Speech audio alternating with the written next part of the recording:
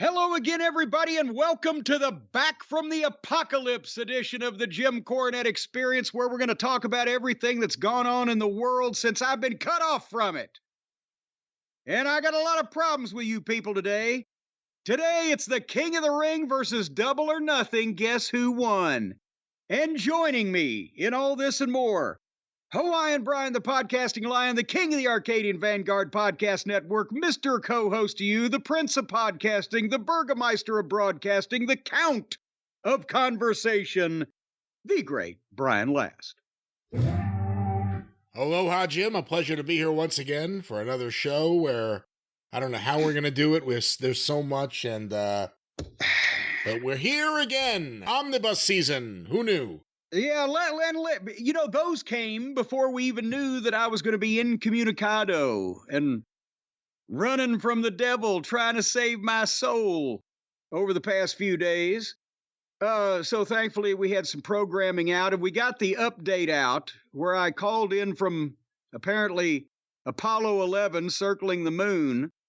The way it sounded, boy, it sounds great when I'm on the phone. But anyway, for those of you who might not know, I was without power due to the severe storms, high winds, tornadic activity, and other types of Mother Nature's mayhem that circulated in the Louisville, Kentucky area on Sunday noonish.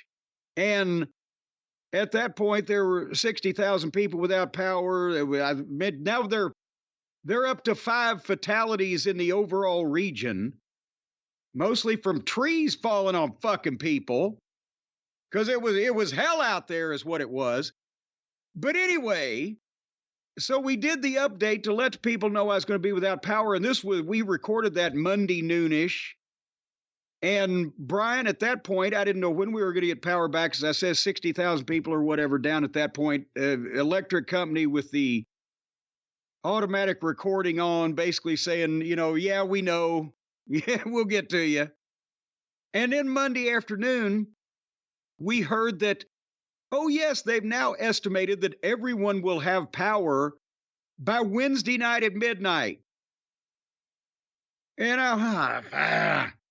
so at that point, I've already called the yard fellows that mow my yard and told them, hey, get the trailer over here because you ain't gonna be, we got all kinds of shit laid around. It's good. You're gonna need a saw. And a couple guys, come over when you can. They were over at 7:00 at night, Brian, with a trailer because everybody else had the same idea, made the same call.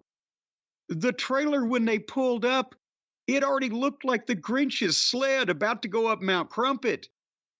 I'm like, how the fuck did the police not pull you over on any kind of road you took to get it? And they're starting to put my stuff on there. And they're up there jumping up and down on it. And they got the big stuff. They had to have a saw, and they got the big stuff with the leaves and everything, and all the smaller stuff, anything under 5 feet, or they've piled under the goddamn trees. And they're out of here. And then Monday night, we had another big barbecue out in the backyard because that was the only way we could cook. And also now we're thinking, well, all this food, I got my beautiful ground sirloin for world famous meatloaf, the whole 9 yards. Because now we're thinking this food is going to melt, and I'm not going to make my meatloaf with the ground beef that I'd gotten and a blah, blah, blah. So we're just barbecuing everything. So I stuffed myself, and then I'm thinking, well, there's nothing else to do but go to sleep. And Stacy, she can't plug her CPAP machine in, so she can't sleep, leaning all the way back because there's that, pesky little thing of stopping breathing. So she's down and the recliner couch. I got no recliner in my house that will recline because they're all power. They're all electric. I mean, what the fuck? We don't realize, Brian, how much we depend on this for our everyday activities. And for all of you assholes out there who say, well, get a generator. You got enough money. There it is. And Brian, you're one of those assholes. Well, no, I'm not saying I'm one of those assholes, although I may be. But I hear it from a lot of the other assholes. Just tell Jim to get a generator. Why haven't you told him to get a generator? Well, and you have, and here's what I told you, because it's never that easy. It's not easy being me. I've checked into the generators. They would run off my propane tank We don't have the gas lines out here, and we can't run off electric. That's kind of a hat on a hat, right? So it would run off my propane tank, it or they, however many might be needed. I don't care. I'd do it tomorrow. But because of the plans that we've been trying to make to construct either a one-car garage or some type of construction apparatus to put Stacy's antique car that she inherited from her father in, which would require extending the driveway slightly to where it would have to go, because I'm not going to put it in the fucking front yard. At which to a point that doing this and extending the driveway and doing the blah, blah, blah, and all this other stuff, and an architect and or goddamn contractor or contractors and electric people and etc., I would also have to move the propane tank, which is buried. So then it becomes a goddamn thing that I ain't had time for yet. And if I put a generator in now connected to the propane tank, I'm going to have to move. Then I'm going to have to move the propane tank. I'm going to have to move the generator too. You understand this, Brian, when I explained it to you. I mean, I understand that this is your issue. I don't understand the whole issue. Well, it's an issue. Because I ain't got time to find people to come out here to goddamn do simple work. And when I do find them, it takes months to get them out here. You can't tell me the Monroes don't deal with propane. You can't tell me they don't sniff propane. I'm going to tell you that I'm not going to rely on the Monroes to install anything explosive on my property. Can you argue with that? You've seen a picture of the Monroes. You have insurance for a reason. Yeah, well, and my family. What might be left of them would collect it then. Anyway, back to this shit. So I'm going to go to bed Monday night. And Stace's going to sit up, and I'm going to go lay down because my back, it feels better when I lay down. And now Harley is confused because she's used to sleeping in the bed, but she's like, where's Mommy? Well, if she's downstairs with Mommy, she don't understand all this other activity. So I'm trying to nod off, and just when I nod off, she wants to go downstairs. Okay, boom. Come back upstairs. It's stuffy upstairs. And I goddamn opened the windows because it got 80-something degrees on Monday. And so I open the windows, gets a nice breeze coming in. And as I open one of the bedroom windows, I see that the windstorm has blown a limb. Not big enough to break the window, but it's gone right through the screen, and there's a hole bigger than my fist in the window screen. And I thought, well, now, God, I like to have the window open, Brian, so I can get the fresh air and hear the birds twinkling. But now I'm thinking, well, some bird could fly in this or some bug or whatever. Now I'm going to have that fixed. But, you know, what's the odds anything's going to happen tonight? I'm going to bed. So I'm laying there reading by my battery-operated lantern light until I get sleepy. I'm going to nod off here, and I turn the light off, and it's pitch black, and it's dead silent. I roll over, but I think, well, I am kind of comfortable. And right then, some kind of goddamn bug flies in and lands on my naked shoulder right next to my head. And I came out of the, God damn it, Jesus Christ, come out of the goddamn bed, swinging and a kicking and flowing the covers around. And I hit the lantern light and I grab my flashlight and I'm looking around, and it's one of those fucking shield bugs that's been everywhere for the past few years. Stink bugs? And the stink bug, yeah, but they look like a shield. There's all kinds of stink bugs, but these are the shield bugs. I think shield bugs are stink bugs. Yes, but there's more kinds of stink bugs than just ones shaped like shields. So you're talking shield stink bugs instead of just a regular old stink bug. And those shield stink bugs are especially nasty looking. The SSBs. That was my nickname in the shield. The shield stink bug. Shield stink bug. So anyway, I grabbed the goddamn Kleenex and I grab this goddamn bug and I fucking scrunch it and I throw it out the goddamn hole in the fucking screen window. But now I'm not only I'm awake now, because I hate that kind of shit, a dark room, but also now the bedroom is spoiled for me, right? And it's It's hot upstairs, but all the beds are upstairs where it's hot and stuffy. And now I don't feel good about leaving the window, but I'm going to go down in the TV room in the lowest part where it's cool. And I take 2 blankets and I lay them down on the goddamn floor. And I fucking get my pillow and I lay it there and I get my lantern because now I'm awake. I'm going to read again. And by now it's fucking 3:30 going on 4 o'clock in the morning. And right as I think I'm going to finally go to sleep, and I turn the lantern off and I roll over and I go, ah. And I just think this has been like W.C. Fields and It's a Gift doing the porch routine, just trying to get a night's sleep. And suddenly, guess what happened, Brian? I know what happened. The power came back on. Brian, all of a sudden, all the lights are on and shit's powering up. And I'm, what the fuck? And now I have to go around the house turning off all this shit and making sure everything's still working. And my computer here, that you don't care about me as a friend, you just worry about the state of my computer and the internet for your own selfish business reasons. So now I'm thinking, is that blown up? And I come up here and I reset that whole thing.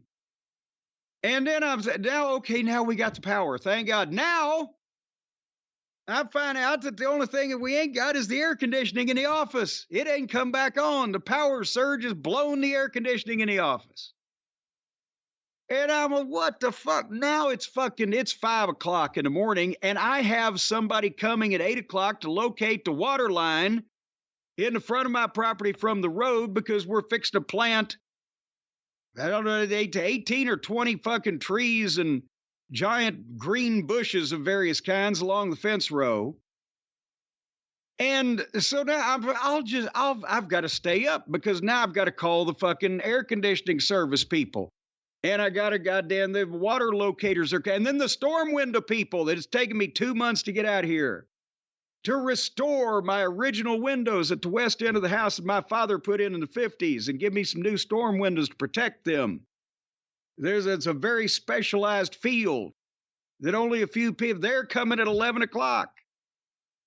And I got all this shit. And then the water line locating guy comes in at 8, and he can't just take a fucking metal detector. There's a variety of apparatuses. He's got to check into my back spigots. There's some kind of PVC associated with all this stuff. It won't show up. Then the storm window people come 2 hours early, and they're fucking prying aluminum off the round of the side of my windows. And then here comes the yard mowers to mow the yard, almost running down and killing the goddamn water line locating gentleman in the process. It's a goddamn madhouse. And I can't get rid of all those people for it was 3, 4, 5 hours. And I've had no sleep. And then because I couldn't record the AEW presentation Sunday night because the DVR box had no power to it, you had to arrange for me in surreptitious fashion a link in which I could watch this thing after the fact because I'd already paid for it and didn't get it. But I couldn't bear that. I said, I'm going to warm up every goddamn piece of leftover meat that we've barbecued and stick it down my neck, and I'm going to go to bed. And that's what I did at about 7 o'clock on Tuesday night and slept for 12 hours straight.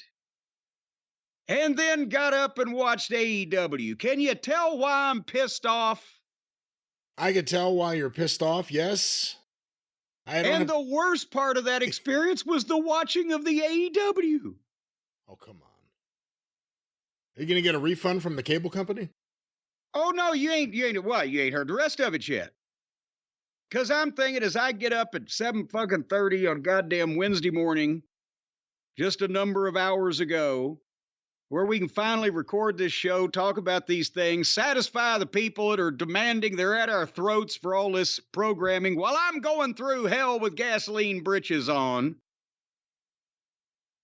And I think, the last thing I want to do is watch this on my computer, on the link that you provided, because it's a 20-inch screen. I got to sit here in my fucking the same desk I'm going to be in for 4 hours doing this show, for 4 hours watching this stuff, I can't get more than 3 feet away from it because I won't be able to see it, but I can't hear it anyway unless I've got my headset on, which only has a fucking 4-foot cord, and have to go through this. Or it's on the streaming. I say it's on the streaming, and I'll get Stacy to fend. She gets on the Bleacher Report, right? And orders it on the Bleacher Report in the bedroom where I can lay stretched out in comfort and watch a real television. I know that the fast forward is dodgy, but I'll try to muddle through it, right? So now I bought this fucking thing twice. Ain't seen it yet. But then not only is the fast forward dodgy, as Davey Boy would say, it's dodgy, it's non-existent. Well, I won't put it that it's not that it's non-existent, it's that it almost completely is malfunctional. Sometimes you hit fast forward, you get a little counter at the bottom, and it will fast forward in 4-second increments. And then, but you can't tell what's going on because there's no on-screen. And then you hit it again. And sometimes you try to fast forward, it just goes to a black screen, or sometimes it does nothing at all. Sometimes you can get a counter at the bottom. Sometimes you can't. It's goddamn, sometimes it buffers. It doesn't know what to do.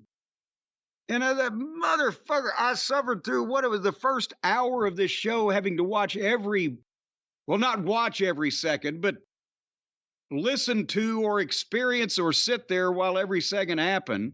Well, the first hour was maybe the best hour. Well, you can imagine my consternation then when I got to the end of this thing. When it got to the Pockets match, I said, oh, hell no. So now I've paid for it twice. I come back up here and get on the fucking bootleg link that you provided me through your various sources. I did not provide you with anything. Something came in and it ended up on your desk, and I don't know anything else about it. You passed the bus. Something came into you and you said, I'm not touching this. I'm passing it on to Cornette. I'm going to continue to pass that along. I'm going to continue to pass that along, and I had nothing to do with anything. This Cornette character you speak of, I don't know anything about this. Yeah, well, anyway, so I came back up here and I sat through the rest of it because at least I could fast forward parts of this fucking fiasco. And we're gonna talk about all that. We'll do it in chronological order. We'll start with Friday. We'll go to Saturday. We'll go to Sunday, and then I will bid everyone adieu. But that's it's just so we can get caught up and move forward with our life and figure out exactly when we're going to turn around and do another one of these shows. And but I am offended, Brian, as a professional in the industry, that nobody has thought about putting a fucking butterfly net over Tony Khan's head, putting him in a goddamn long-sleeved overcoat and sticking him in a rubber room at the Puzzle Factory so he can think about how he has managed to spend a couple of $100 million of his father's money to get to where we got to Sunday night. Well, who's going to do that? One of the people he's paying? No, I think some kind of state authority should step in at this point. Don't you? When someone is a danger to themselves or others, exhibiting erratic behavior, doing things in public that are completely illogical and certainly, if not criminal, bordering on the reckless endangerment side, as well as just being a goddamn complete batshit fucking nut. He's goddamn as screwy as goddamn pet raccoon, as crazy as a rainbow trout in a car wash. I could go on. Somebody, doesn't his father need to step in and commit? Usually it's the son that has to step in and say, Dad, you've lost your mind. You flip your wig.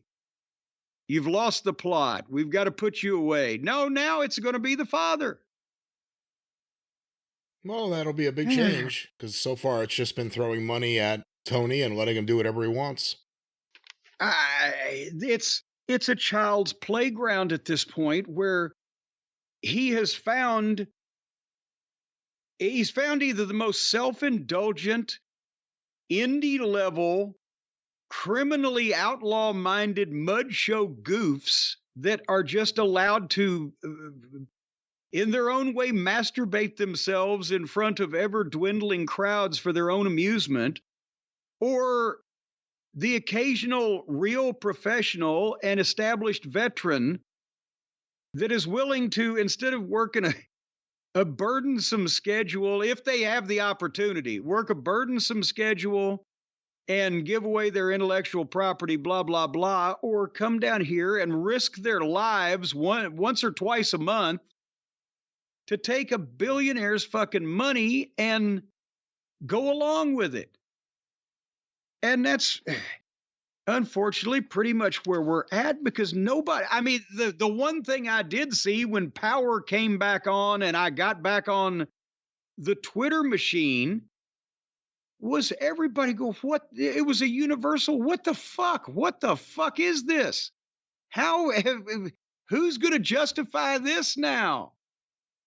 On any level, on a level of ridiculous dangerousness, you don't care whether your people are literally set on fire, put through fucking glass, whatever the case, or from a standpoint of professionalism, where is it just, you're letting these children do this shit because they think they're video game characters, and nobody's, you can't say nobody's in charge. There's somebody in charge, and he's been swept up in the fun of it all.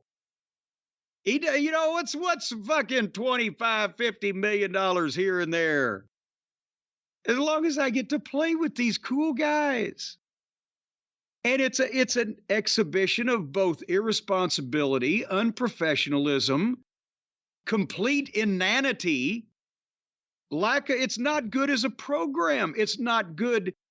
Both the narrative as a creatively written program is nonsense, and this thing was shot like the fucking cameraman was in a goddamn mix master. They can't plan things. If they plan them, they're not executing them from a production standpoint. It looks like a goddamn mishmash.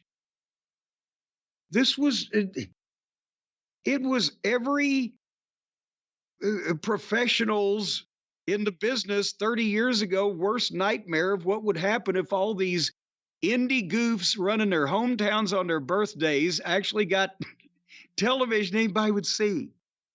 So you said we were going to go in chronological order, and then you just went on a rant about Tony Khan's management of AEW. What's causing all this? I'm going on a rant because that is why I'm in the state of mind and the mood that I'm in right now. Because it's fiscal irresponsibility bordering on criminality to just throw somebody's money at these people and at this dreck. What's the criminality part?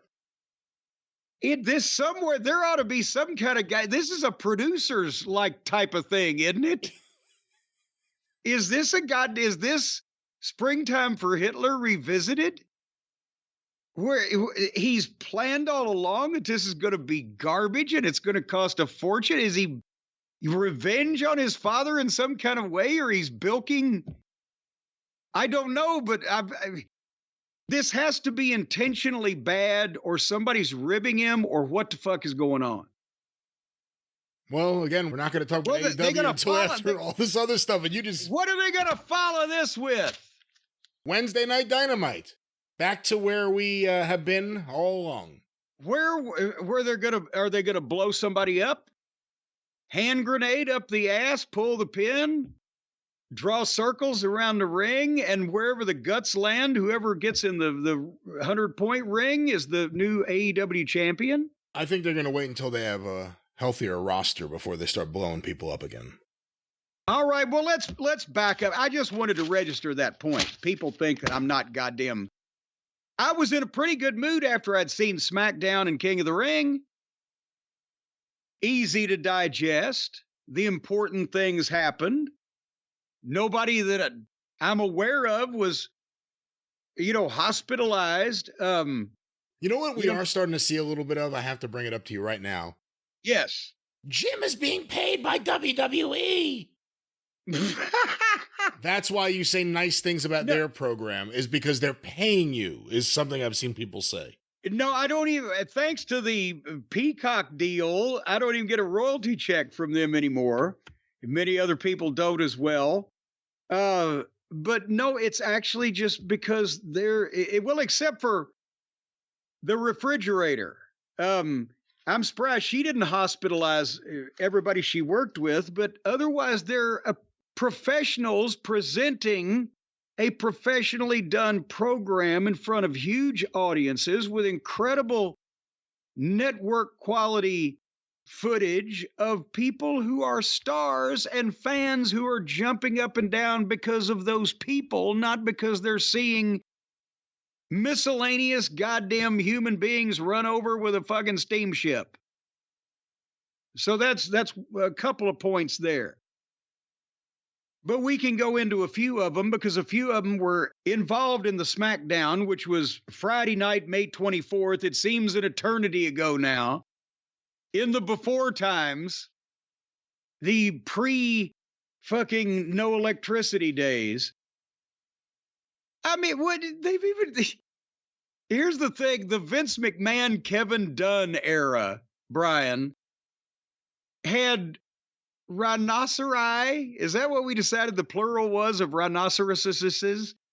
Had rhinoceri and penguins or whatever flying out of Matt Riddle's ass. Remember that? Of course.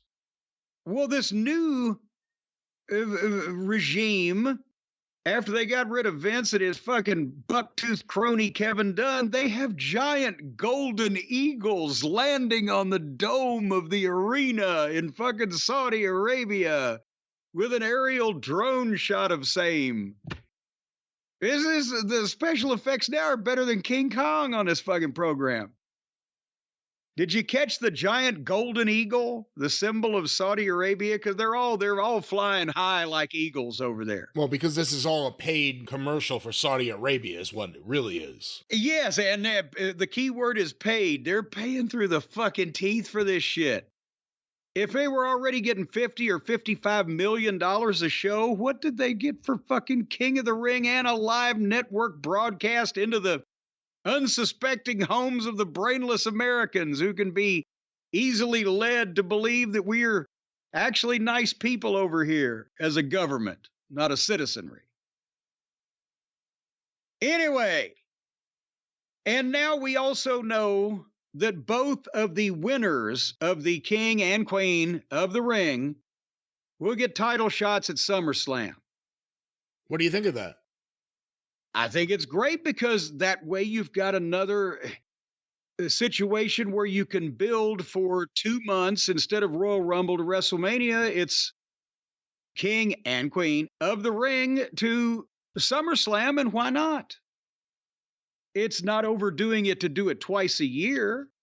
It's interesting how many guaranteed shots there are now. Win the Rumble, win King of the Ring, get the Money in the Bank briefcase. There's multiple ways to slide into the main program or into a title match. And they're still different, and at the same time, it does have ways to elevate people. So you like it? I like it. Do you not like it? I like it. Hey, listen, we get to see two promotions do it in a week, so it's a trendy thing. We'll get to that, but apparently a lot of people thought it was a good idea, and we don't want to spoil it. But anyway, so the first match, though, the Queen of the Ring semifinal. This was in Saudi Arabia, so we had Bianca in a bodysuit taking on the refrigerator in a deflated parade balloon. They're covered from neck to ankle and foot. Well, the feet are covered. Are they allowed to go barefoot? Is a woman legally allowed to be barefoot in public in Saudi Arabia? That was not rhetorical. Yeah, I don't know. I know a lot of fans were in an uproar because I think there was a photo on social media of maybe it was Bianca and Jade at a beach in Saudi Arabia.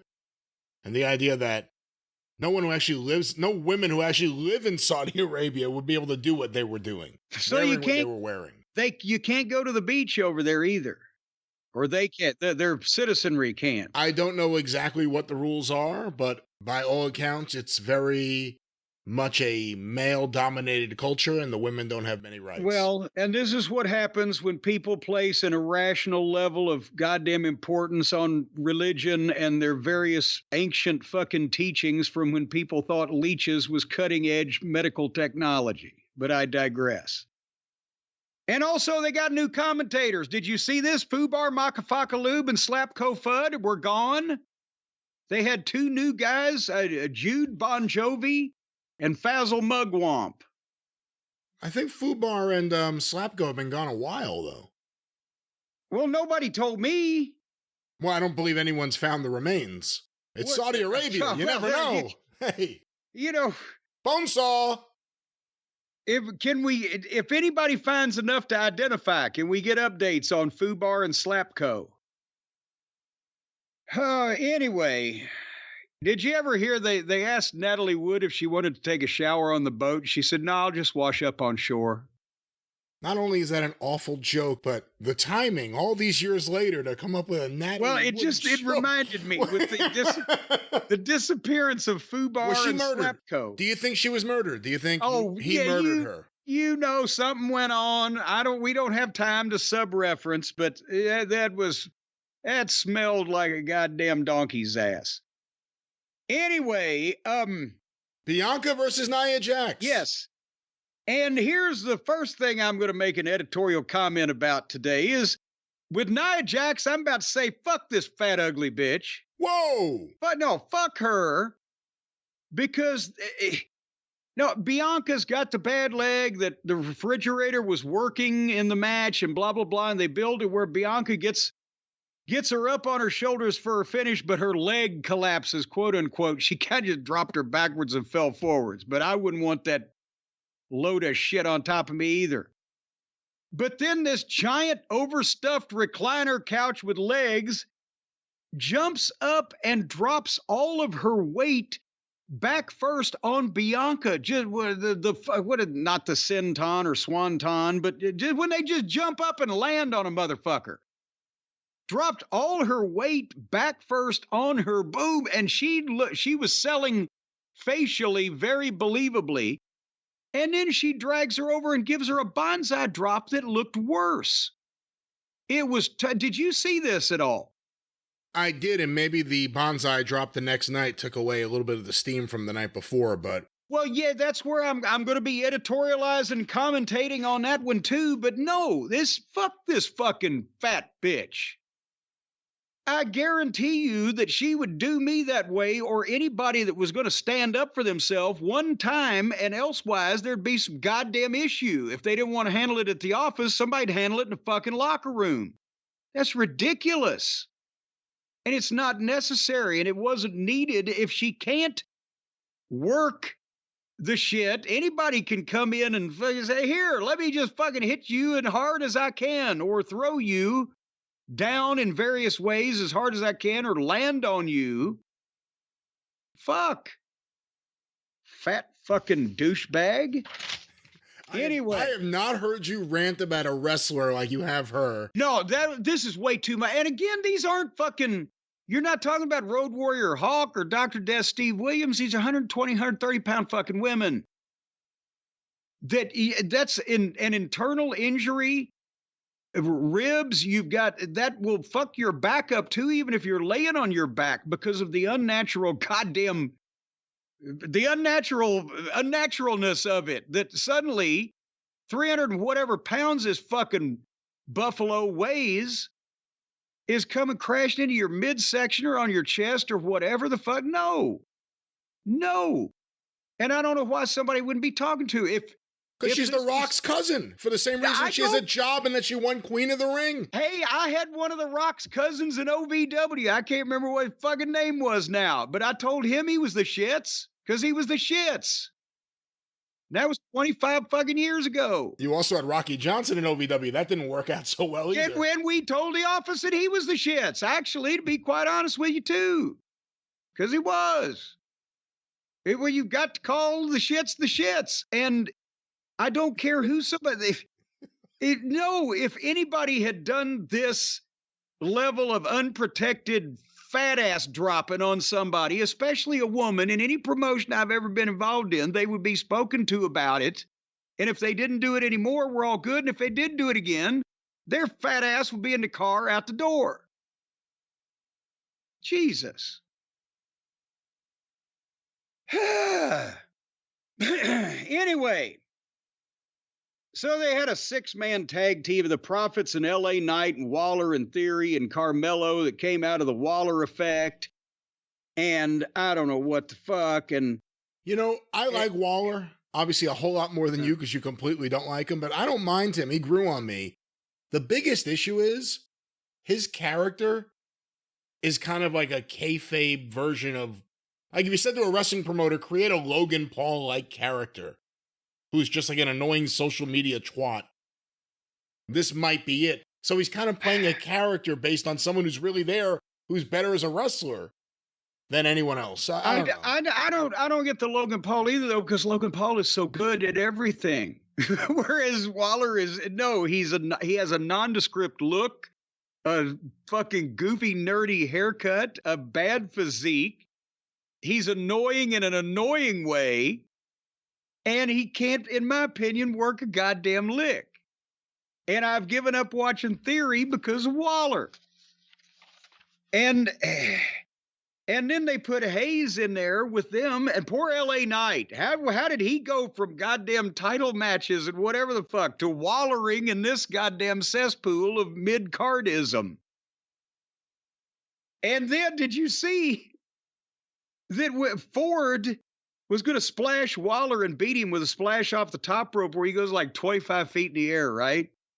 Well, Waller sees that Ford is about to land with both of his knees in Waller's nuts, and he raised his knees like you would when you see that your nuts are about to be fucking scrunch up, right? And it was a goddamn splash off the top, knees to knees.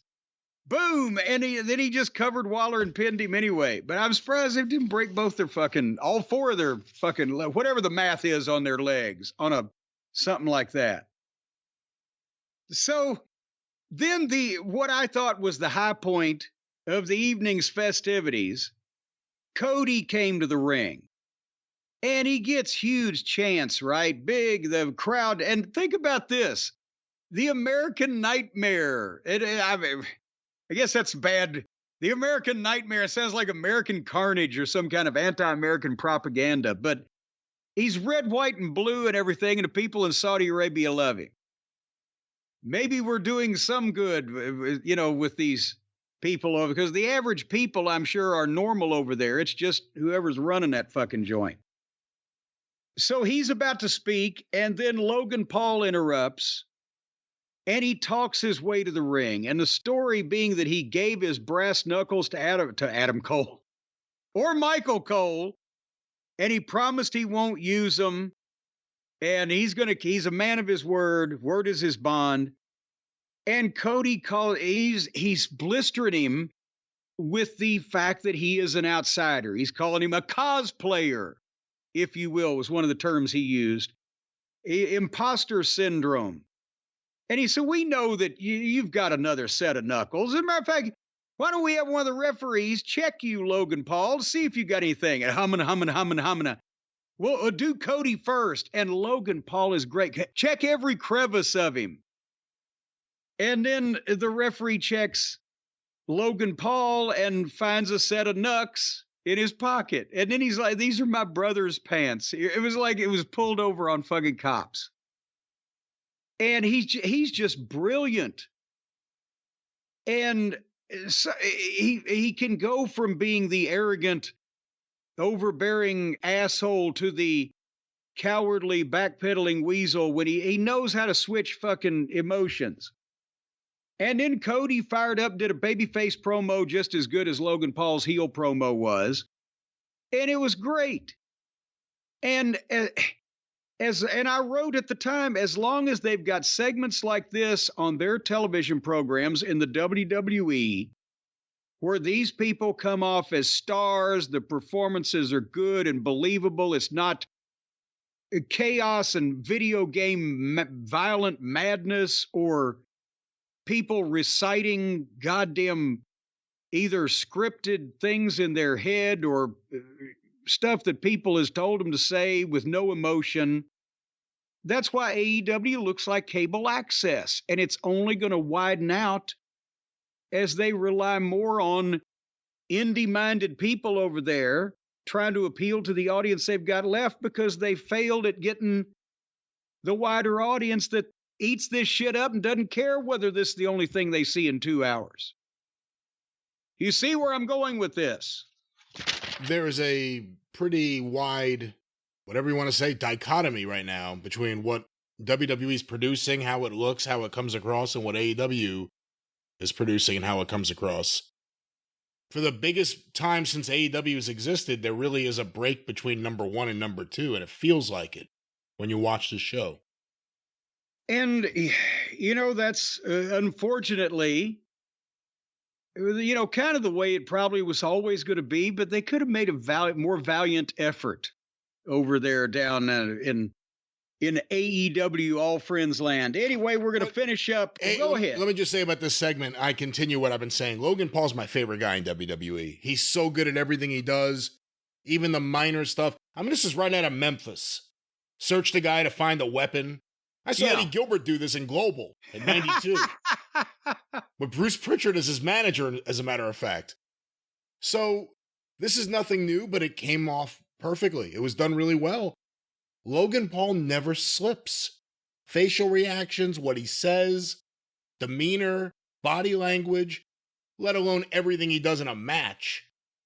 He never slips. He's my favorite guy in the company.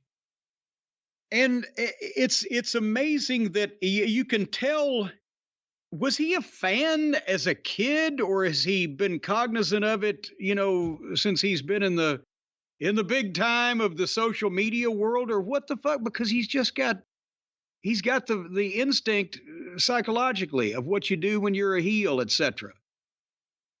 I don't know. But anyway, we also got bodysuit Bailey and covered up Chelsea. And a little more drama with the bloodline in that Paulie was telling Solo that Tonga Loa wasn't there because he couldn't cross the border. I guess get into the country, but it's like you can't just cross the border from somewhere to Saudi Arabia anyway, can you? I mean, from America. Oh, you'd no. have to. They don't take too kindly to people who cross the border.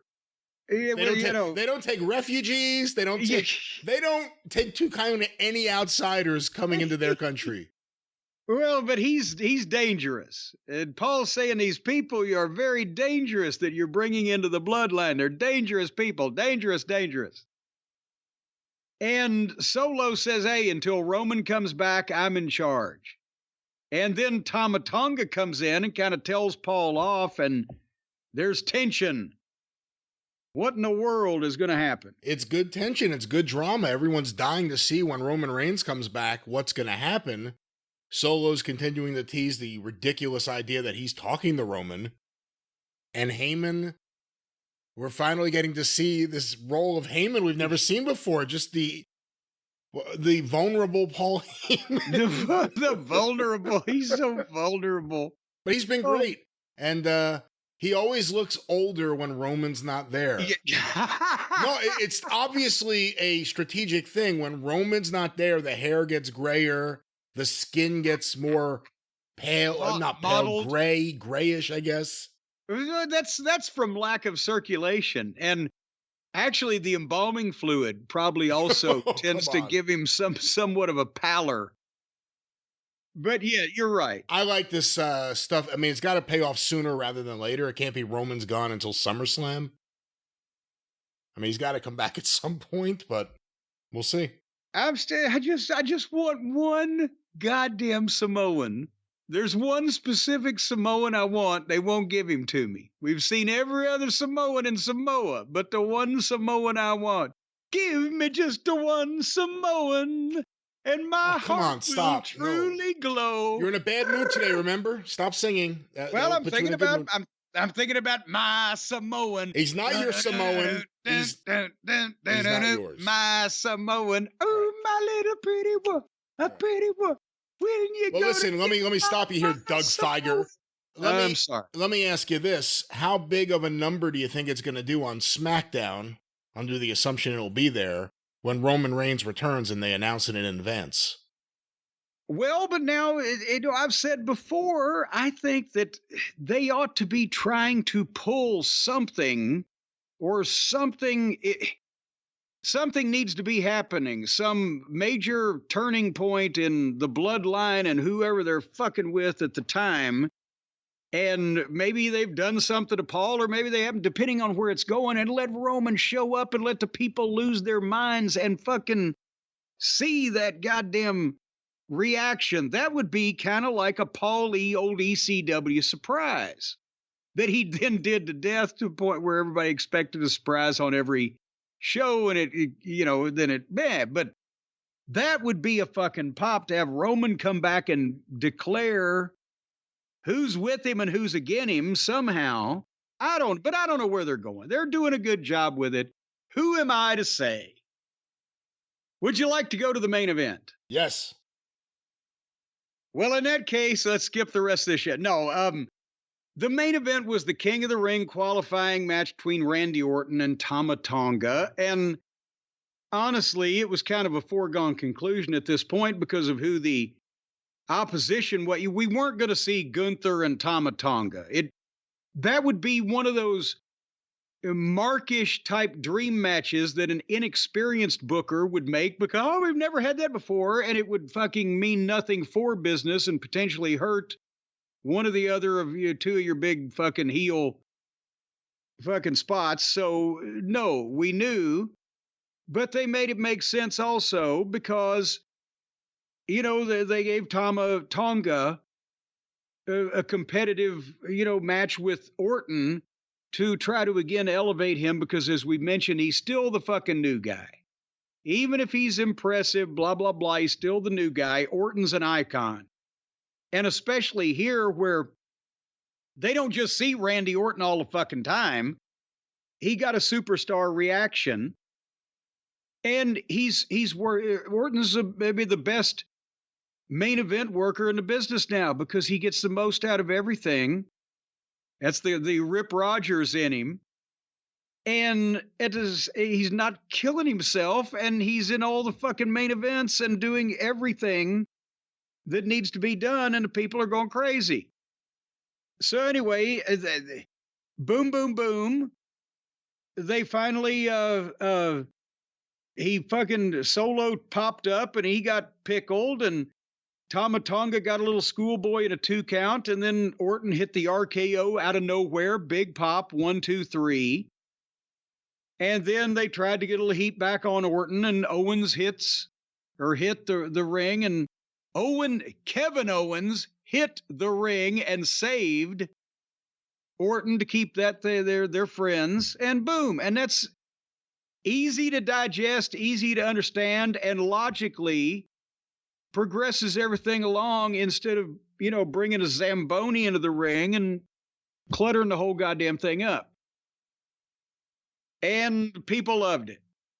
Well, that was SmackDown for the people in Saudi Arabia from WWE. And do we even know, again, I know, well, that's been several days now. So where were the ratings? Did this show do a good rating? Hold on. I have not looked, so let me... Well, that would, while I will explain why I'm asking that question, nobody risked their goddamn life except for the people that fucked up a couple of the moves and anybody that worked with Refrigerator Jacks, but there was no unprofessionalism. Nobody was hospitalized. Nobody was busted open hard way. Nobody was set on fire. Nobody was thrown through various pieces of furniture and almost impaled. And they probably had, I would say, either 3 or potentially 3.5 times as many people watch this program on television as the Wednesday night offering, the top offering from the other company, where a death is imminent. Have you found the information yet? Smackdown, May 2nd on Fox, 8 to 10 p.m. On average, 2,147,000 viewers. Almost exactly 3 times what 700,000 is, which is what they got the last couple weeks on fucking Wednesday night. And it was shot like a goddamn network production in a big building. It's not the friendliest looking building over there in Saudi Arabia for television it's not camera friendly. It looks like they're in a giant spaceship hangar, which may be what they're using that thing for. When they don't have an event in it, they're hiding their space program in it. Hey, AEW Rampage, May 24th on TNT. It was a preempted airing, 6 to 7 p.m. as WrestleNomics. So no, what? Hold on. A preempted airing. And God, let me just make this point again. It's like government intelligence and jumbo shrimp. It doesn't make sense together. If you're preempted, you don't air at all. If you air at a different time, you are a differently scheduled airing. Well, Friday from 6 to 7 p.m., on average, 222,000 viewers. Oh! The lowest total viewership for Rampage in the show's history. And there were 2 episodes with a lower key demo number, which was a 0.08. So that's Rampage. When do they get to hash marks? As soon as the new renewal comes in. And Collision, just to get everything out there. Just lay it all on the table. Let it all hang out. The day before the pay-per-view, Saturday, May 25th on TBS, 8 to 10 p.m. On TBS, not TNT. On average, 415,000 viewers. So 415 and 222 is 637. And what'd they do, 713? Last Wednesday? That sounds like a number I remember. 711, 713, something like that, yeah. Okay, well now you've just thrown all kinds of 637 and 713. I remember a 1, and I think it may have been a 3, but it could have been another 1. But, oh, God damn it. Hold on. Thinking straightly. 637 and 713 would be 1,350,000 people. They still need another week of Dynamite to get to 1 episode of Smackdown. Well, all righty. That was the ratings report, the off Dynamite ratings report. You know, at this point, ladies and gentlemen, I'll tell you what. I know that most normal people, their appetites would have been ruined. Ruined, I say, by what they had just seen. But no, mine was not, because I'm a hearty individual, but also because I love steak. And Father's Day is coming up, and little Harley Quinn has already ordered me. My shipment arrived of the Omaha steaks just the other day. And we almost lost them because of the power outage, but thankfully they arrive not only frozen in hermetically sealed wrappers with the dry ice, which is another one of those hat on a hat type of phrases, and they were frozen, and we put them in the freezer, and they stayed for the 2 days, just gorgeous and succulent and lovely and juicy and flavorful. And aromatic. Well, you can't smell them when they're hermetically sealed and frozen. But once you cook them, they smell like $1 million. Actually, no, have you ever smelled money, Brian? If you really hold it up under your nose, it stinks. So these things smell good. The point is, Father's Day, did I mention, is right around the corner. And what do you give to dad or to the man in your life that has potentially everything besides penicillin? You give him food that he can consume off the grill. So put a smile on the big guy's face and bring that cattle byproduct right to him, courtesy of the hand-selected gift packages starting at just $89 over at omahasteaks.com. When you use the promo code JCE, which is important to remember, you're going to get an additional discount on top of that. Now you're almost talking free cow and free pig and free barnyard animal processed, packaged, and ready to go right in front of you where you can put heat, fire, the essence of life on it, and let it sizzle until it becomes aromatic and then chew on it and swallow it like a savage.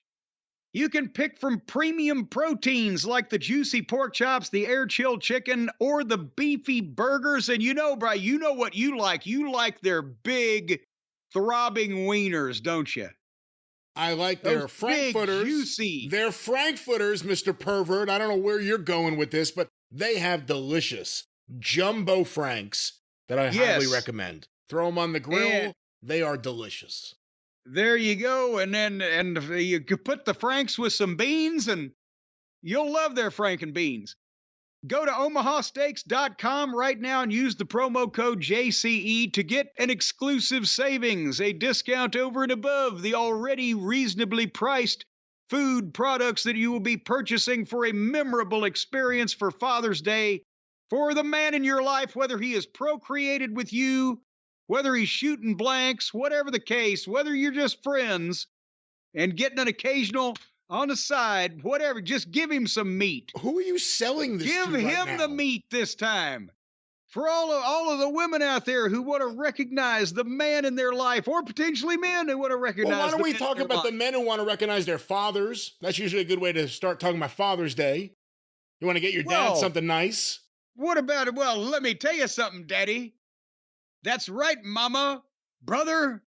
I'll tell you, Brother Jack Daddy. So regardless, and you know, women like steak too. They've got the bacon-wrapped fillets. Those are succulent and juicy and tender and delectifying. So it doesn't have to be for Father's Day. Get your wife a goddamn steak. What are you, a prick out there? Think that you're supposed to get all the presents on Father's Day? Get your wife or girlfriend or daughter or niece or other cousin, female cousin. Get some women some steaks and things. Future fathers. And future well, run. Run? What do you... Run from being a future father. Oh, stop it. If you've been able to avoid it up until now. I thought you were saying as the name of the organization. The Future Fathers almost, Run. If you have avoided becoming a father up until now, the finger hadn't been put on you, you have not been adjudicated the loser in a DNA test, then you've escaped until now. Get the fuck out of here. Anyway, but if you're already a father, you're going to get some steak on Father's Day. That's right. And where can they get that steak, Jim? They can go to omahasteaks.com and use the promo code JCE for, again, reasonably priced purchases with an additional discount because we know you on all these gourmet gift packages. And boy, howdy, what about the sides? And they got steakhouse fries are back. We got some of the steakhouse fries. I haven't had those yet. How are they? Have you had them? Were they not in your box? They're in my box. I just haven't cooked them yet. Oh, well, they're goddamn good. It's what they are. That's about the only way you can say it. They're just lip smacking good. I had that's the first thing that I ate on the last box. You use ketchup. Last package. You use ketchup with your fries, right? Oh, come on. What are you, a savage? I can take that either way. Do you you're not? Some kind of plebeian? Ketchup? What do you got, the taste buds of an 8-year-old? You don't use ketchup with French fries? Well, now if you're talking about the seasoned steak fries, then you got to dip them in a little ranch dressing because they're a side unto themselves. Well, if you're just talking about some kind of cheap French fries at a ball game, I guess you could stick them in some ketchup. Beaver. I don't think Beaver Cleaver. I don't think there's anything wrong with ketchup. I think it's a requirement for French fries, and it's a requirement to get your food somehow now based on everything we're saying. Yes, ketchup is a gateway condiment at best. It'll lead you to the hard stuff, but it's pretty much a goddamn basic fucking condiment. You look at me. I started with ketchup. Now I'm snorting horseradish. Well, see that you gotta take the steps. You gotta ever increase. You go to ranch dressing, you go to the Russian dressing, you go to the horseradish, you go to the various types of spicy dips. Chick-fil-A sauce is what I understand a lot of the poor people are using these days when they can't afford the high quality stuff you get on the street corner. That is good stuff. And of course, you could use any of this good stuff that's legally available in your grocery store for your Omaha steaks, burgers, fries, hot dogs, or jumbo franks, as we call them. And of course, hot dogs, steaks. Yes. Tell them, Jim. Use the promo code JCE in order to make yourself happy and heavy and contented and full. That's right. Make yourself a happy with Omaha Steaks. A happy will make you a happy. OmahaSteaks.com, promo code JCE, Brian. Well, Brian, I guess we ought to leave the Omaha Steaks and giddy up on over to the King of the Ring. That's right. Because it was a rip snorter. It certainly was. King and Queen of the Ring. King and Queen of the Ring. And once again, yes, they had a somewhat, well, I want to say virgin audience, but an audience that, we get 2 shows a year or whatever. They're rabid. They're there.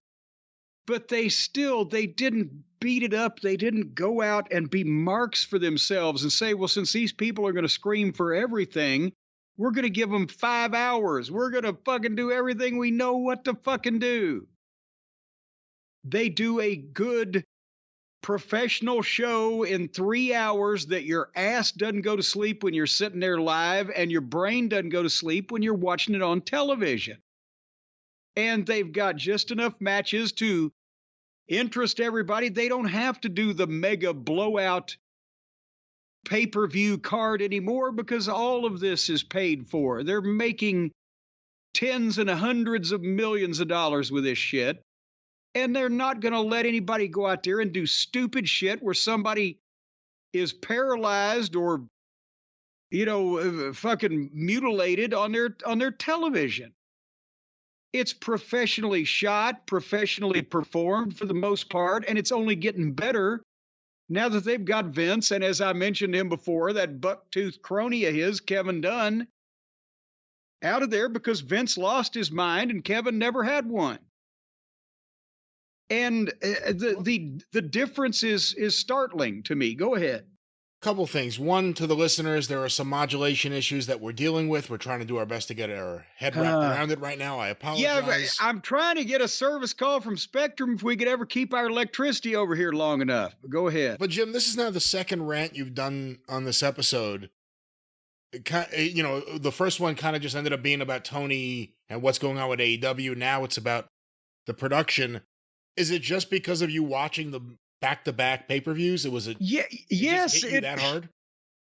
Well, especially having the AEW one to be the second one is like, oh goddamn! Now I'm down on almost everything. But I mean, there were issues with this program. The first match was Becky Lynch and Liv Morgan. Becky's wearing a tuxedo and Liv's wearing a scuba suit. Because again, as I referenced earlier, we should take a second to recognize the damage that religious fanatics can do to their societies and make laws about what not even people, but just one section of people can wear out in public and rest their delusional caveman bullshit. And it didn't help because in these outfits, it looked like 2 drunk actresses fighting at an award show. And the news has been out that Becky Lynch's contract is up and she's taken some time off. And I know some people, she's going to she's not going to go to AEW because, as an old friend of mine used to say, she's got a bird's nest on the ground here. She's one of the biggest stars in the biggest company, and she's probably making all the money she needs. She's not going to fuck that up. And Seth is still there also doing the same thing. But so the best person they can think of to put the belt on off Becky Lynch is Liv Morgan? Could they not come up with an 8th grade girls junior high school cheerleading championship belt she could wear? It's any female high school cheerleader would look like the Barbarian next to Liv Morgan. Physically, and her acting skills would alienate Ed Wood. But that's what happened. With the help from Dominic. Dominic is mad at Liv for hurting Rhea Ripley. So when Becky's got the armbar on Liv and is about to make her quit, and Dominic appears at ringside, Becky gets up distracted watching Dominic. And then Becky and Liv have a double knockout, and Dominic slides the chair in and draws the referee.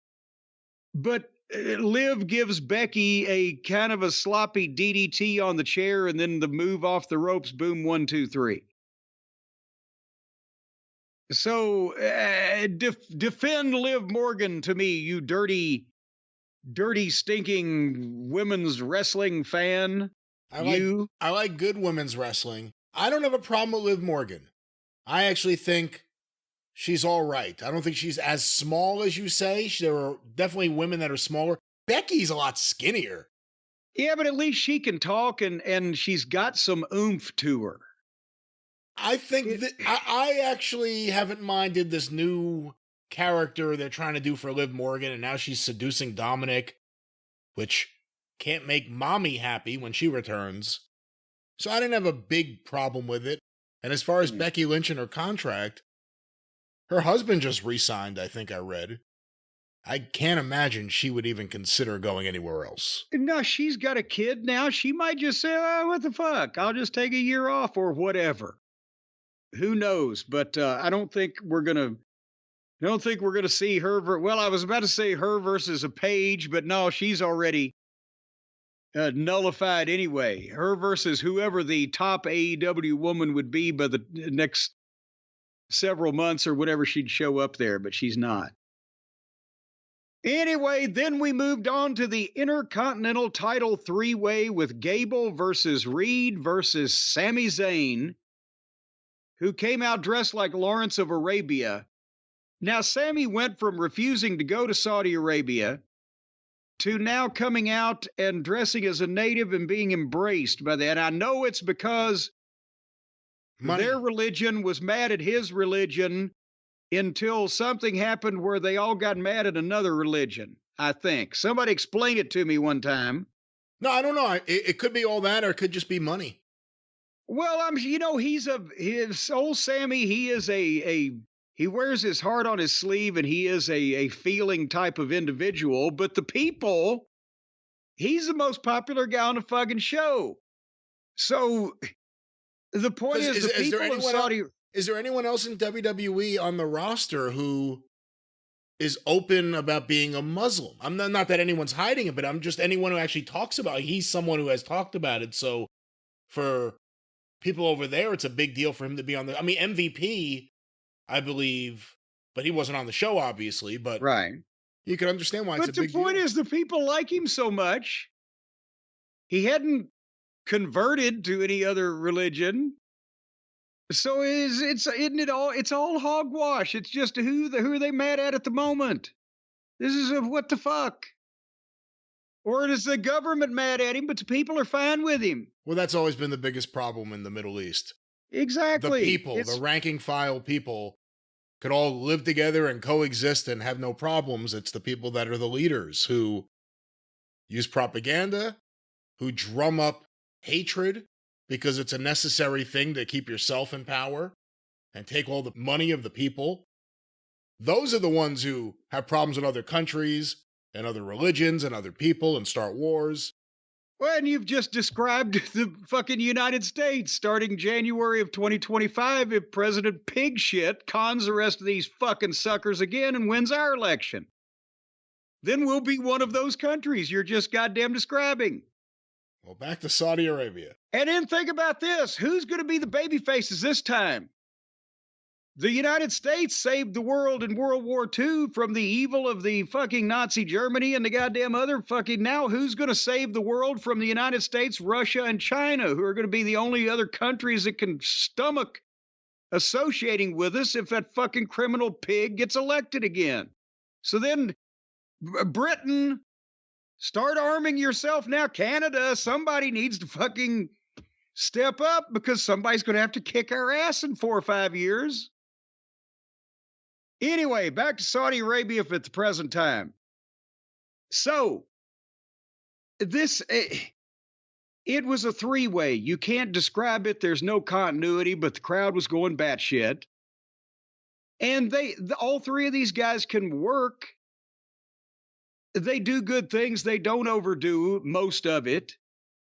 And, but at the same time, Bronson Reed, who I liked at the start, but he seemed to be in the way of this. The issue that we care about is Sammy and Gable, and Reed never gets a promo anymore, never gets really any big wins. He comes out and splashes people every so often. He does good shit. He could be a monster heel, but they haven't done that yet. So, that was what this was. But as far as wrestling action goes, it was fine. And then they told the story, which was Gable got up in Otis's face, telling him interfere when Bronson Reed was vulnerable, and then when Sammy was vulnerable.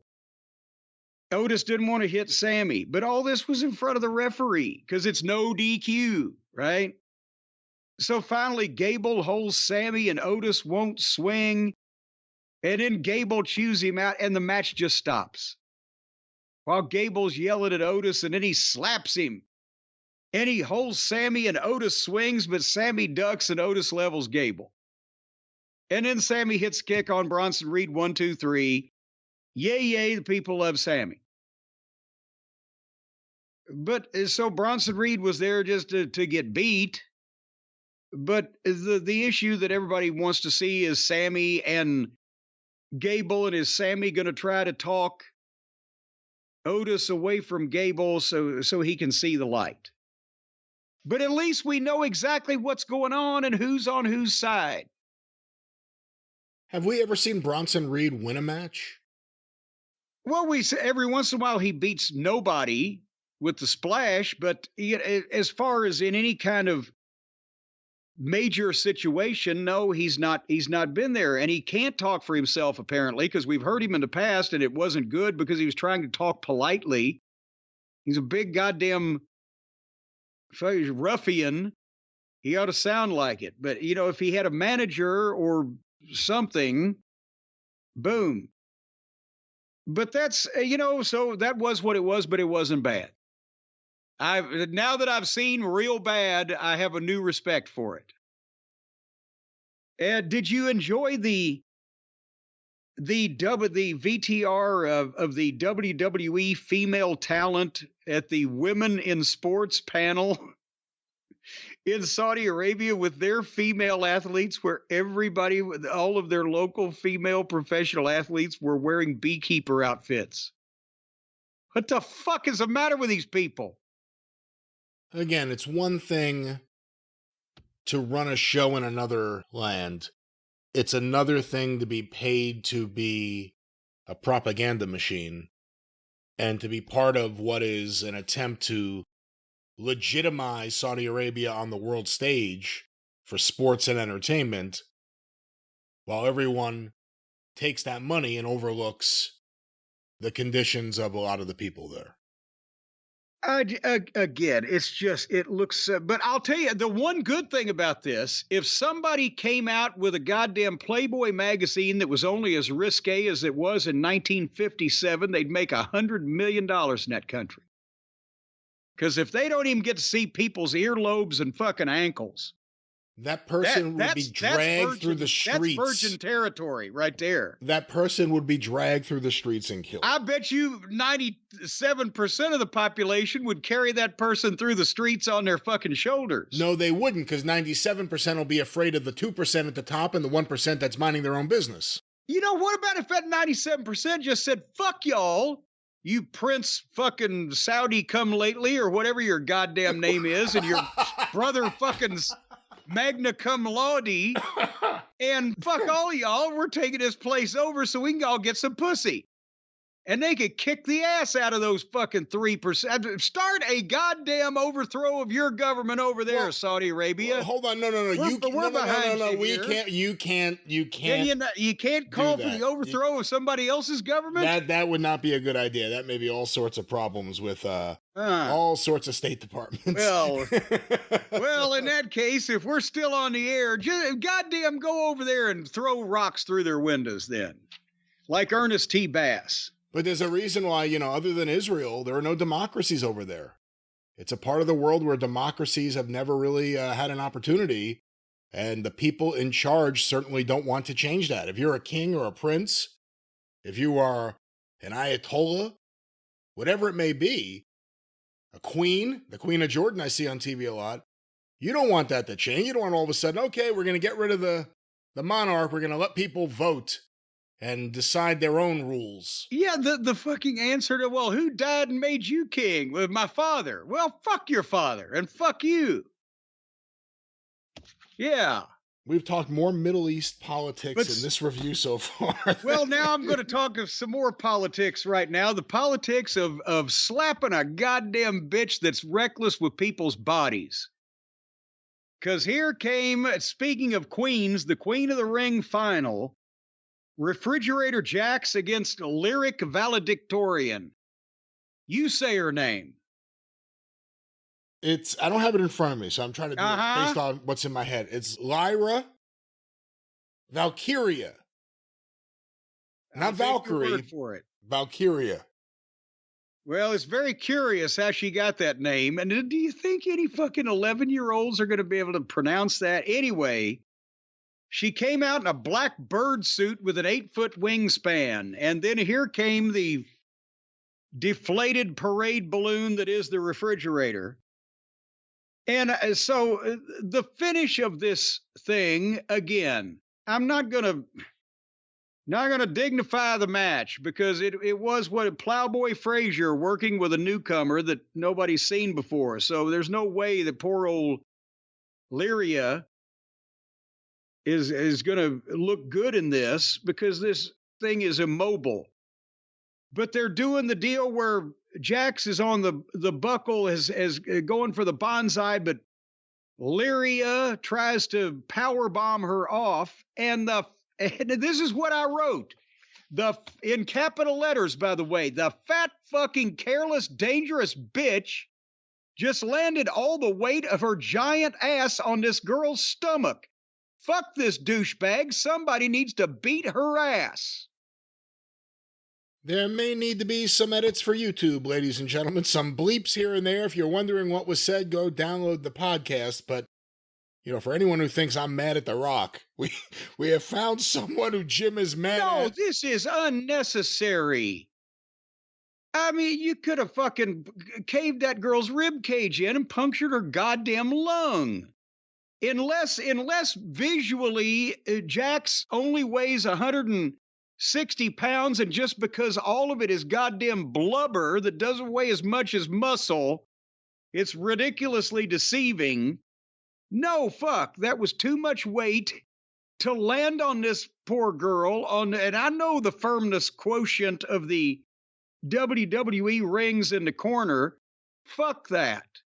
There's no need for that. And if somebody's talking to her and she's still doing it, then in that case, I think she needs fired.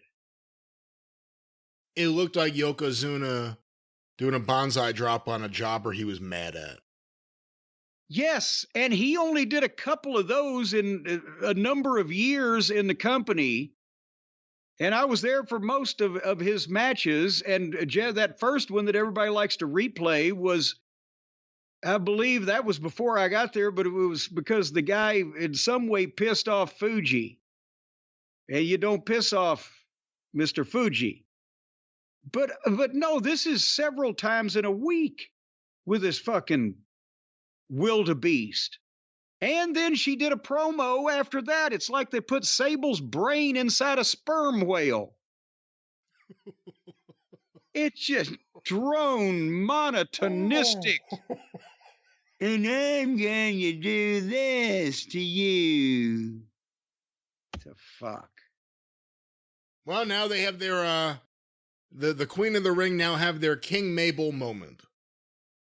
And now the problem is because they get title matches. It's not bad in the case of the men's division, but now we've got to look at the refrigerator, potentially hospitalize, paralyze, mortalize whoever the champion will be at that point. Who are the champions? Liv Morgan and who? Oh, wouldn't that be great? Liv Morgan versus the refrigerator. You know what? Liv Morgan would kill Refrigerator Jax. She'd get stuck in her throat and choke her to death. Who is the other one? I don't know who the other one is. I can't remember anymore. I can't remember. Yeah, I don't know. I don't care anymore. I don't care who wins that belt. I never did. That's the way I've always felt. Get out of my way. Pass me by. Whatever the fuck. What do you think? Whatever the fuck, yes. What do you think, Brian Last, the over and under is on the number of internal injuries that the refrigerator is going to cause during her stint as the Queen of the Ring? You know the old over under. Is it going to be 4 broken ribs, more than that, or less than that? Is it going to be 1 ruptured spleen, more of that? Is it going to be 7 spinal fusion surgeries, more of that or less of that? What do you think? Boy, just based on what she did to Lyra Valkyria, whatever her name is, it doesn't matter. It looked like she squashed her ribs. That poor girl. She probably wants to show she's a good team player. She's happy to be on the main roster. Sure, I'll take it. Fucking internal organs all burst at the same time. Yes, but I'm telling you, we can make some money on this. We go to DraftKings, our official partners of the NBA, friends, because if they're taking the wagers, if they're taking the over the under, if they're taking the over under on a variety of items like that, how many ribs do you have in the human body? What do you got? You got 12 ribs, 6 on each side. Oh, look at you, Mr. Goddamn Biology. Oh, no, major. I'm sorry. I was getting a flood of emails. I'm a very busy yes, man. I was reading you don't know. Well, all sorts of things okay, just in front of me. Then you are exactly the fucking person I want playing against me on the new DraftKings Pick 6 app, because you don't know shit from apple butter. I know. I'll kick your ass on the DraftKings Pick 6 app. Well, I'm telling you right now, if you go and download it right now, that new DraftKings Pick 6 app, and you can find a way on there to tell me whether or not that Refrigerator Jax is going to break more or less than a dozen ribs in the human body, then you might win some money. But if you can't, you won't. But you can talk about the NBA. They're going to put the belt on her. They're going to put the belt on. Listen, The Rock came back, tried to stuff himself into the WrestleMania main event. Look at what happened there. Okay, then. Gave himself a belt during Muhammad Ali's induction and then inducted his grandmother as the main eventer into the Hall of Fame, the final person they inducted this year. And then all of a sudden his daughter's all over NXT TV. I'm sure she's a wonderful kid. Shouldn't be on TV. You can go right now and download the new DraftKings Pick 6 app, and you can do the over and under on how many sperm cells is The Rock going to freeze right now cryogenically so that they can be hatched and become WWE Hall of Famers in 2058. 3 or more or less. Doesn't matter. He'll lie about it and say it was the first time he did it every time he does it. Well, and if you know, as a matter of fact, if that was the first time he did it and he was able to save that, then you could have a number 1 numbered graded sperm cell from the first sperm that The Rock ever emitted, and that would be a collector's item. Yeah. But we couldn't sell that on the new DraftKings Pick 6 app right now. No. Using the code JCE for a chance at huge cash prizes. No. We couldn't. I don't think so. Couldn't do that at all. Let's get back to the NBA. They're still playing. That's right. They're crushing, from what I'd said, they're crushing Dynamite. And their ratings are also down. And they're going to crush Dynamite, and then TBS is going to, and TNT is going to lose the NBA, and then there's going to be a lot of changes made. But rebounds, points, assists, and more. all those statistics on the table to pick between 2 and 6 players and choose if they have more or less of those various things that they have. Huge cash prizes is in big print here, so you can potentially win some of those. Download the new DraftKings Pick 6 app right now. Use the code JCE, and the crown will be yours. That's right. And in fact, usually that is where the trigger is. Yes, I was waiting for... Yeah, I was getting it. I say the crown is yours, and then hold on. Suddenly Pismo comes in with this goddamn drivel he's got. Jerome, come on in. Come on in, Jerome. Hold on. Jerome is going to bring it all home momentarily. He's getting slower these days. Well, you know, sometimes he's not prepared. Here he comes. Call 1-800-GAMBLER. 18 and over in most eligible states. Age varies by jurisdiction. Eligibility restrictions apply. Pick 6 not available in all states, including but not limited to Connecticut and New York. For up-to-date list of states, visit dkng.co/pick6states. Void where prohibited. See terms at pick6.draftkings.com/promos. Well, there it is.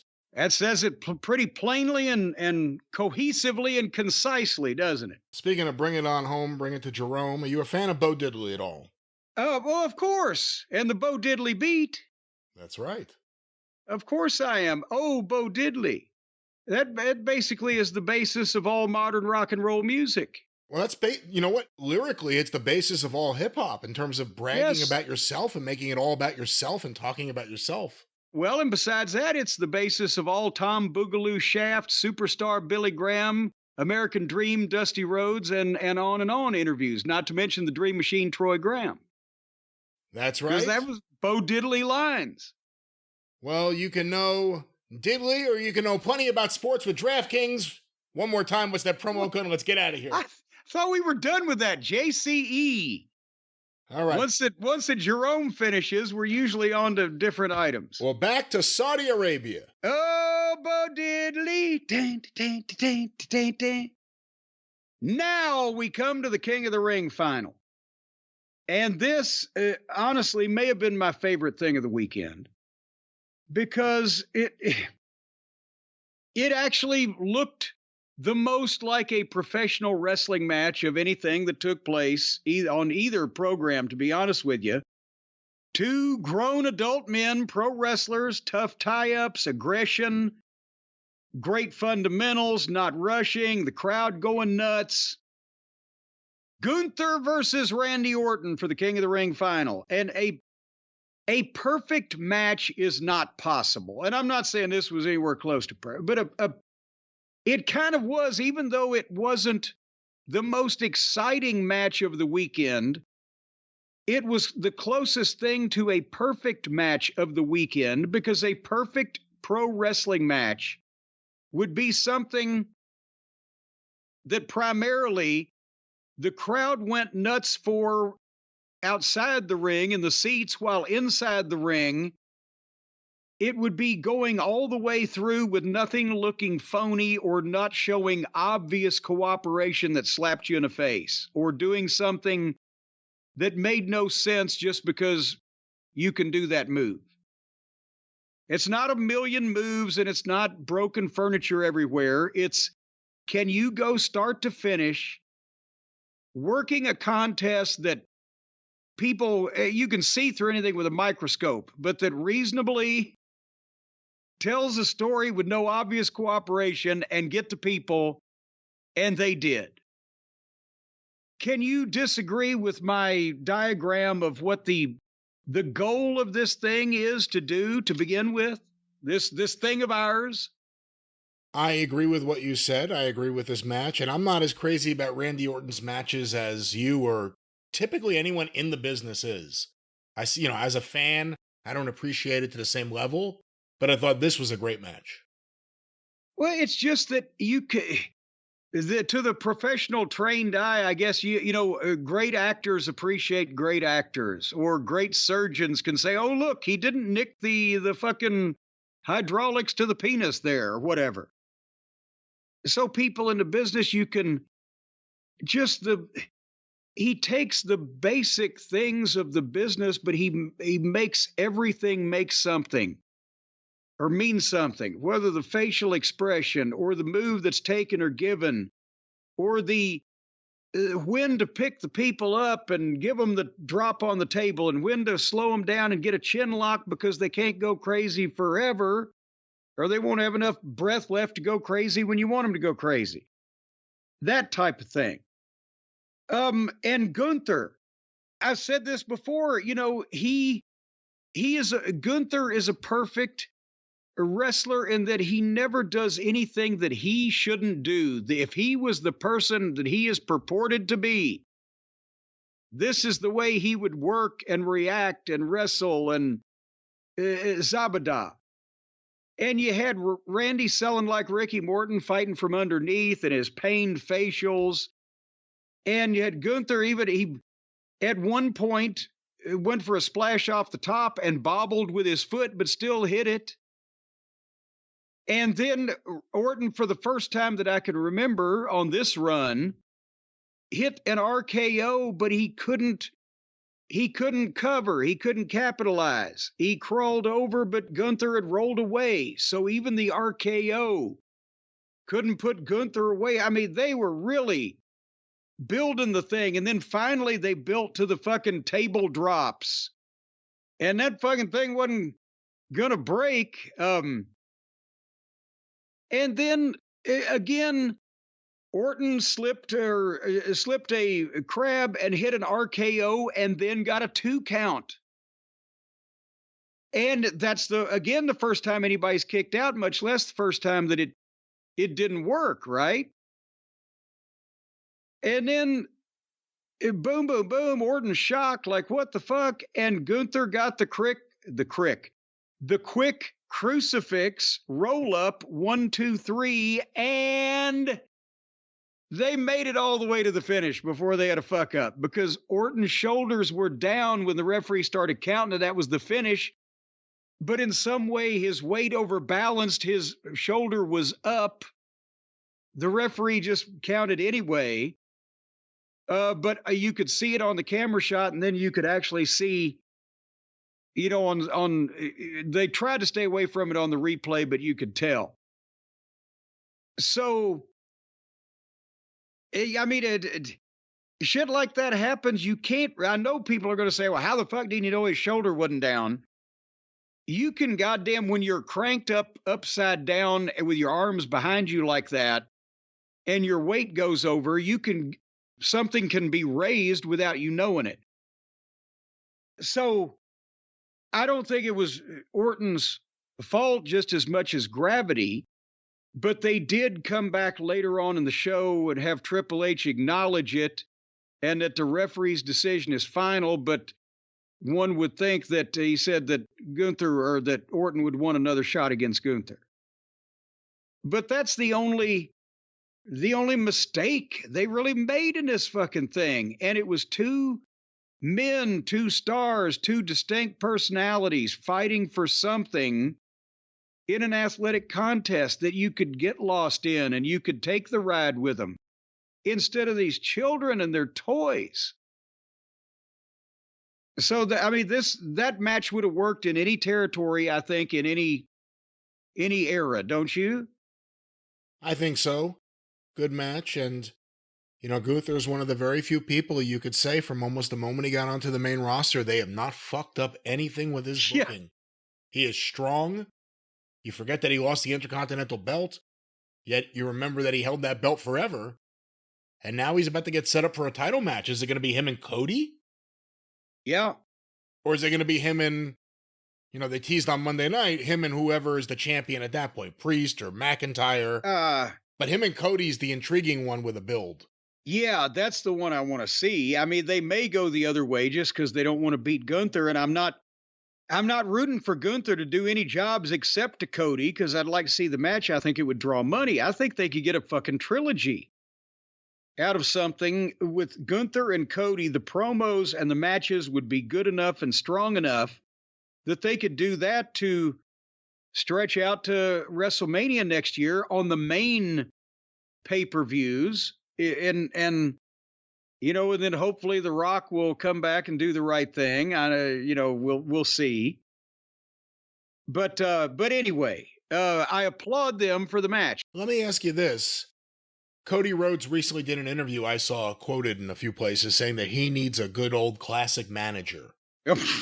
Also, Arn Anderson, even though I think we talked about this a while ago, he just announced that he has left AEW officially.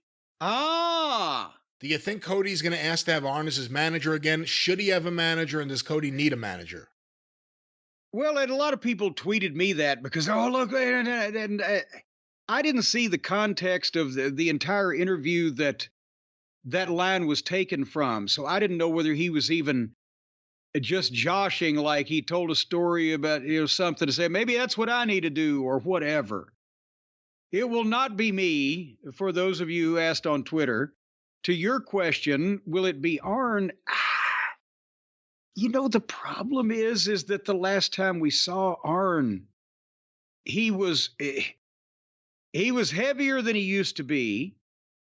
And as a baby face, I don't think there is something for him to do that makes him indispensable. Now, do they introduce him for a short-term thing, a la what we try to do with Jose Lothario and Shawn Michaels, but Shawn didn't really like Jose and didn't like the idea and buried the whole thing. But do the people want to sympathize or get sympathy on Arn Anderson in this day and age? I'm not sure. I think maybe there might be something more to it as a heel, but also if we were all a little younger.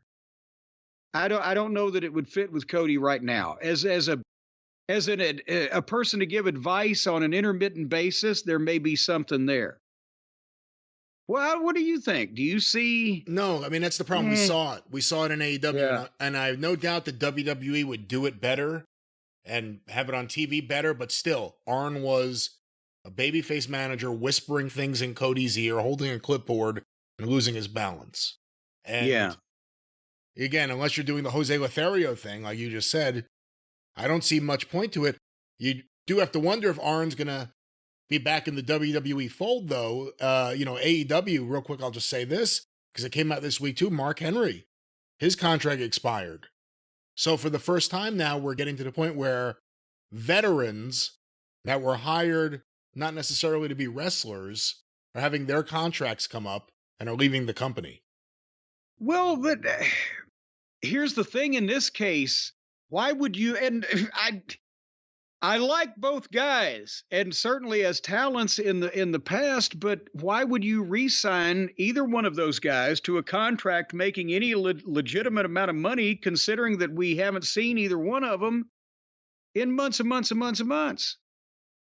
But they're still getting paid regularly every week. Do they do anything, and we just don't see it? I don't know about that. So Tony has hired a bunch of new people that has made big news for all the money he's supposedly paid. Oh, Cody and Mercedes and a BMW and whatever. So he's got to save something somewhere. What are these people even doing?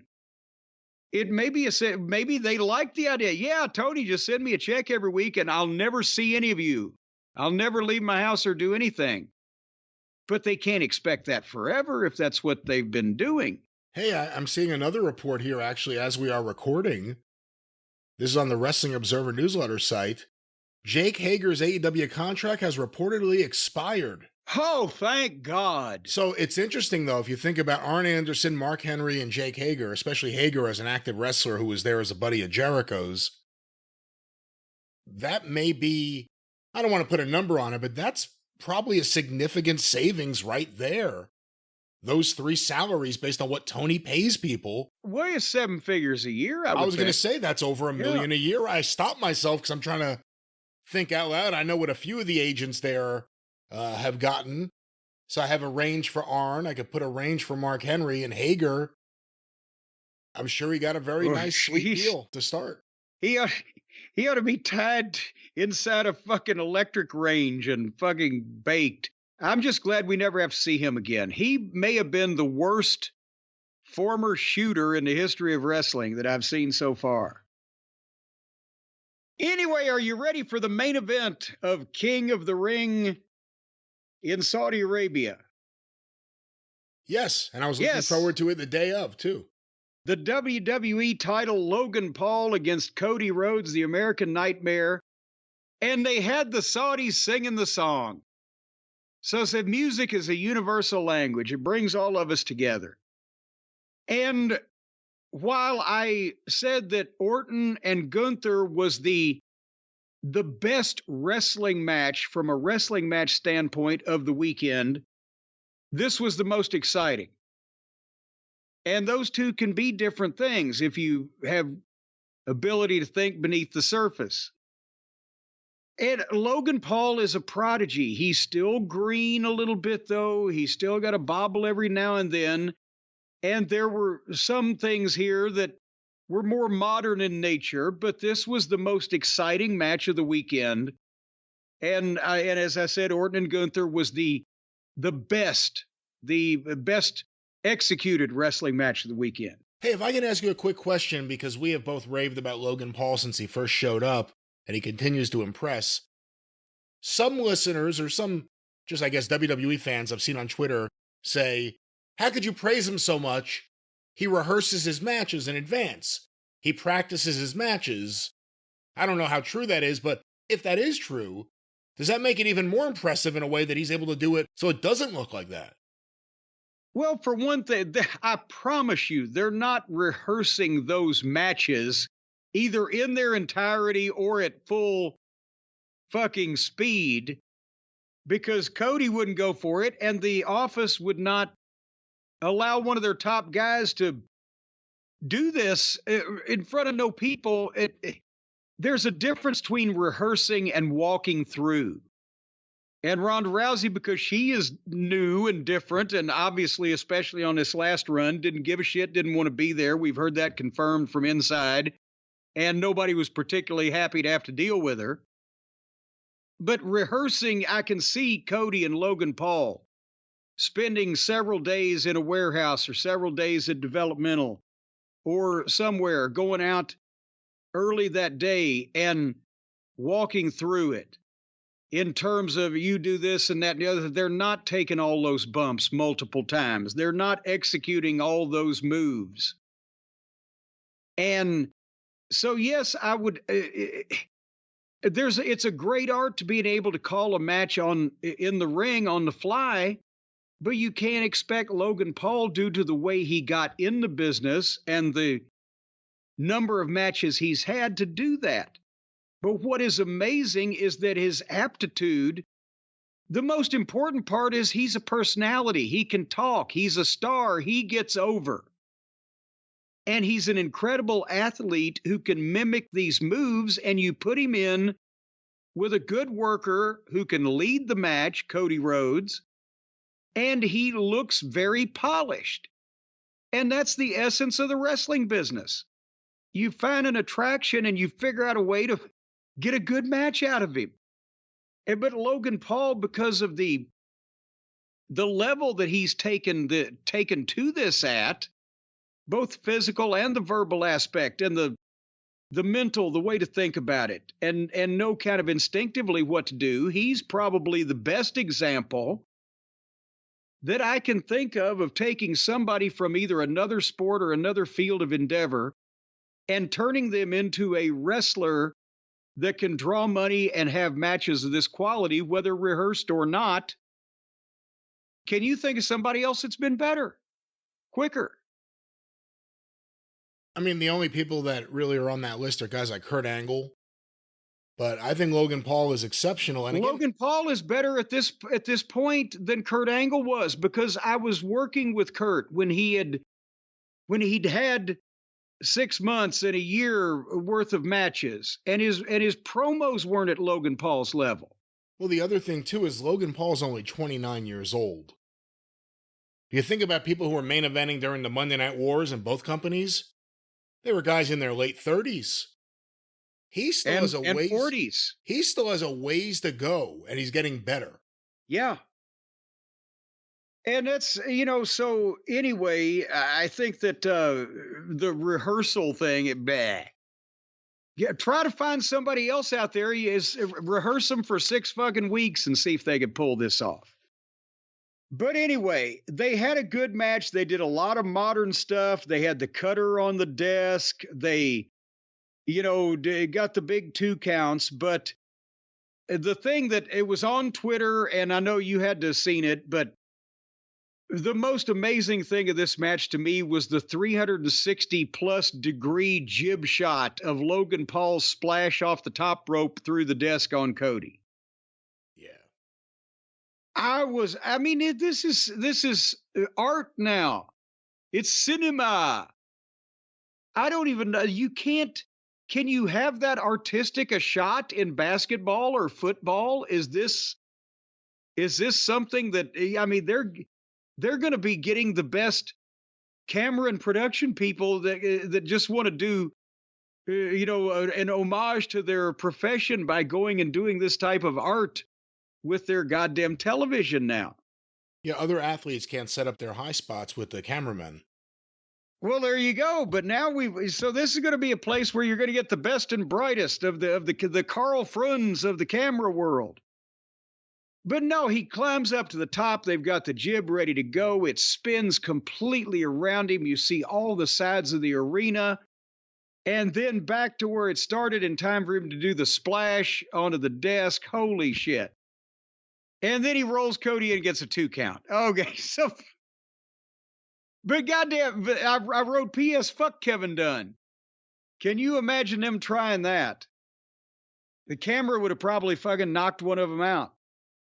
Anyway, they did a ref bump, and so Cody could hit a finish, but the referee was down, and there was no count. And then Logan Paul hit Cody with a nut shot and got the brass knucks out, but that's where the special guest ring announcer, Saudi Arabian celebrity fellow, tripped Logan Paul, and he was involved in one of the shows there last year. I can't remember. He's a big comedian or something.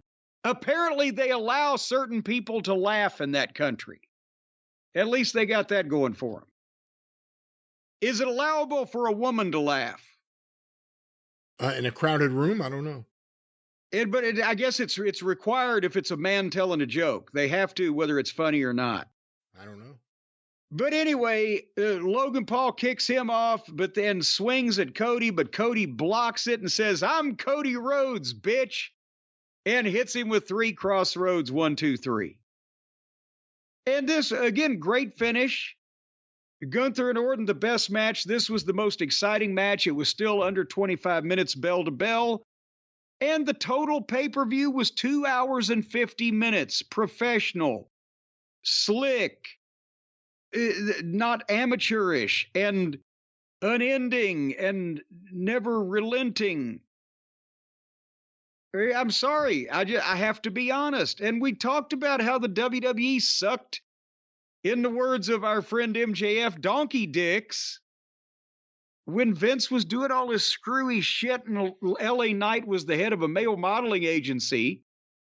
But they have turned this shit around, and it's still not what wrestling I like, but it goddamn doesn't insult anybody's intelligence or the profession. And it's making a fortune. And they're not killing themselves to do it. I can't, I'd love to pick this modern shit apart. And it's still fairly boring. But, all the things that I said also apply that are good about it too. All right, and that was King of the Ring and Queen of the Ring. King and Queen of the Ring, in fact. Yes, the King of the Ring and the Queen of the Ring. The King and the Queen of the Ring. And you know what you ought to do, Brian, don't you? What I should do right now? What everybody should do right now is get on their telephone and call somebody and tell them that the big, bad, nasty, all friends wrestling promotion is going down to defeat at the hands of the giants of the industry, the WWE. That's what you ought to do. You ought to call somebody and tell them. Or maybe you ought to call the authorities and report Tony Khan. Child Protective Services could come and take Tony away from Shad. Shad's obviously He's tortured Tony mentally in some kind of way. So they could use the Will telephone you stop it? to report to the authority. You could use your telephone to stay in touch with your loved ones. You could use your telephone as a lifeline to the outside world when you don't have electricity. You can use your telephone, Brian, for a variety of things. But you know what it's going to do, don't you? I'll tell you what it's going to do, because you might not know. It's going to cost you through the ass. That's what it's going to do. All these phone plans with the talking and the texting and the dataing, well, they charge a fortune, except for our friends at Mint Mobile. They don't charge a fortune. They charge a pittance, Brian. A mere bag of shells, $15 a month. What else can you name that is so important to your life and livelihood, to your existence on this planet, that you can get for $15 a month, Brian? Netflix? How much is that now? But now that's only one network. You can't call people on Netflix. You can only watch them, and you can't tell them what to do. If you've got a Mint Mobile plan, you can call people and tell them what to do. See there? And those phone lines don't charge near as much per minute as they used to, where you call people and tell them what to do. But you're starting out at $15 a month with Mint Mobile on the three-month plan. 15, 30, 45. See, 15 times 3 is $45. That's what 3 months will cost you. $15 a month. But you're getting unlimited amounts of the things that people get cell phones for. The talking and the texting and the high-speed dataing. You've got all that going for you. And they're not gonna say, now, wait a minute. We've made a mistake here. You talked on the phone way too much. We're going to charge you $162 instead of $15. They're not going to do that because it's unlimited, Brian. You know what unlimited means, don't you? That means there's no limit on it. No limit.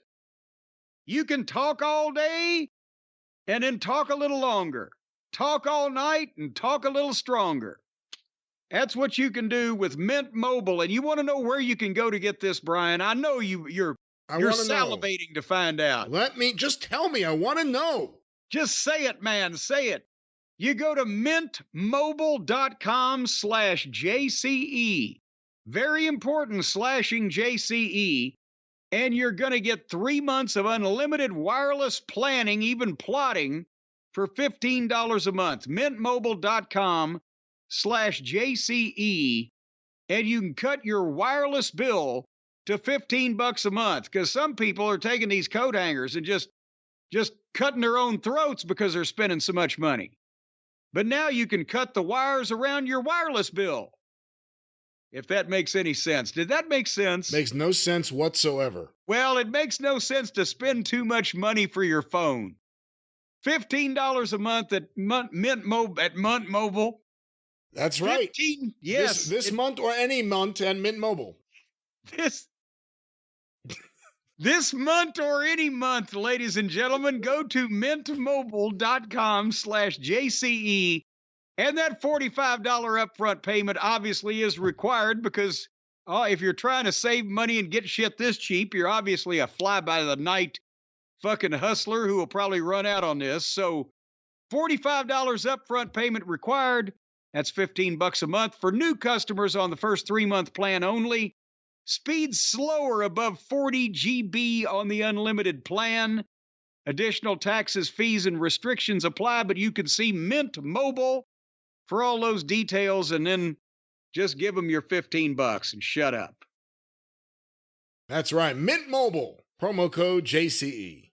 That's what I just said. What in the world is going on, by the way, over there at the Arcadian Vanguard Network this week? Are you still doing programs even though I've had no electricity? We are still doing programs every single day. There is something going up on the Arcadian Vanguard Podcast Network. Get information about all the shows on Twitter at Superpodcasts, or on Facebook at facebook.com/Arcadian Vanguard. Of course, the wrestling news. Each and every day, get your wrestling news for free directly from thewrestlingnews.com, or download Arcadian Vanguard's The Wrestling News wherever you find your favorite podcasts. No opinion, no conjecture, no clickbait, no paywall.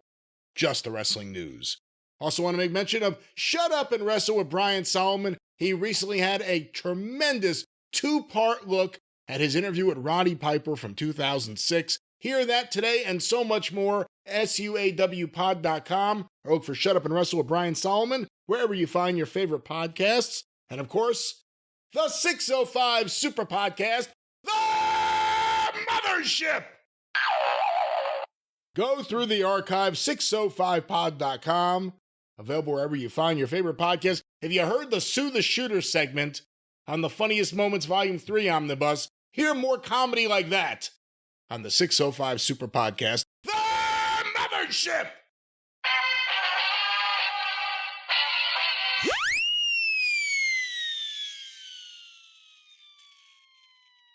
It's still going. Can you hear that? Yes, just faintly. Oh. All right, well, the time that we have all waited for has finally come because we get to talk about this so that then we can forget it for the rest of our lives. I prefaced earlier in this program with my thoughts on this pay-per-view event. Brian, while I preface this again, can you look up and see what was on the hour-and-a-half-long pre-show that we didn't see? Before this 4 hour and 32-minute pay-per-view that we did see. And I got to give it to the people in Las Vegas or wherever they came from. Wherever they converged upon the poor city of Las Vegas, Sin City, from whatever points they came from, they lapped this shit up. They loved a lot of it. Then they sat slack-jawed and watched some other parts of it, but they stayed to the end just for endurance alone. You got to give the crowd something, because how do you sit through 6 straight hours of car wrecks and chaos and mayhem involving people in a lot of cases you obviously don't give a shit about because you don't peep when they come out, but when they nearly die, you react. How can you sit through this for 6 fucking hours? And they were real hot early. And again, they had some good action. But, you know, you brought it up with WWE before. If you're screaming nonstop, eventually that stops. I mean, we never saw a Beatles concert at the height of Beatlemania go longer than like a half hour, 45 minutes.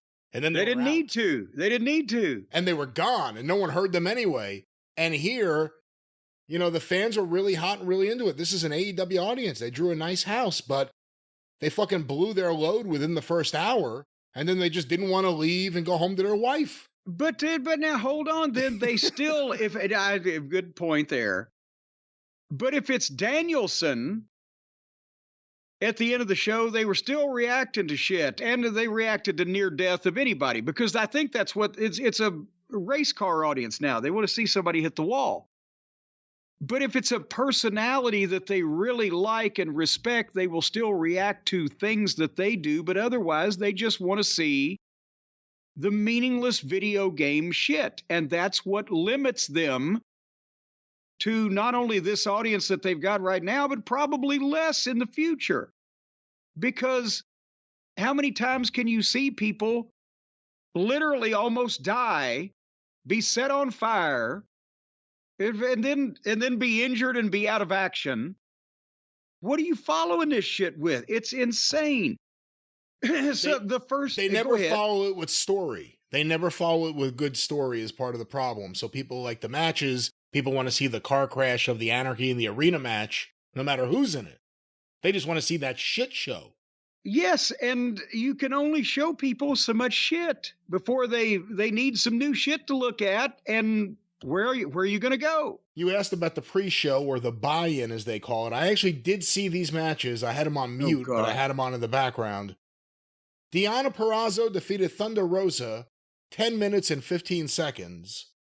And the Acclaimed and Billy Gunn defeated the Cage of Agony, which I guess is what they call it when Brian Cage teams up with the Gates of Agony. Oh, God. 11 minutes, 45 seconds. I saw Max Caster's promo. He grew a mustache, and he now calls himself the greatest wrestler of all time.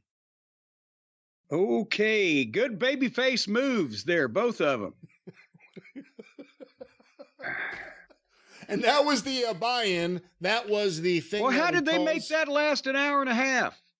Well, no, there was also a lot of Renee and RJ and Jeff Jarrett in a panel, or on a panel, discussing how great the event was going to be. They were the Todd Pettengill and Stephanie Wyand and Jeff Jarrett of AEW.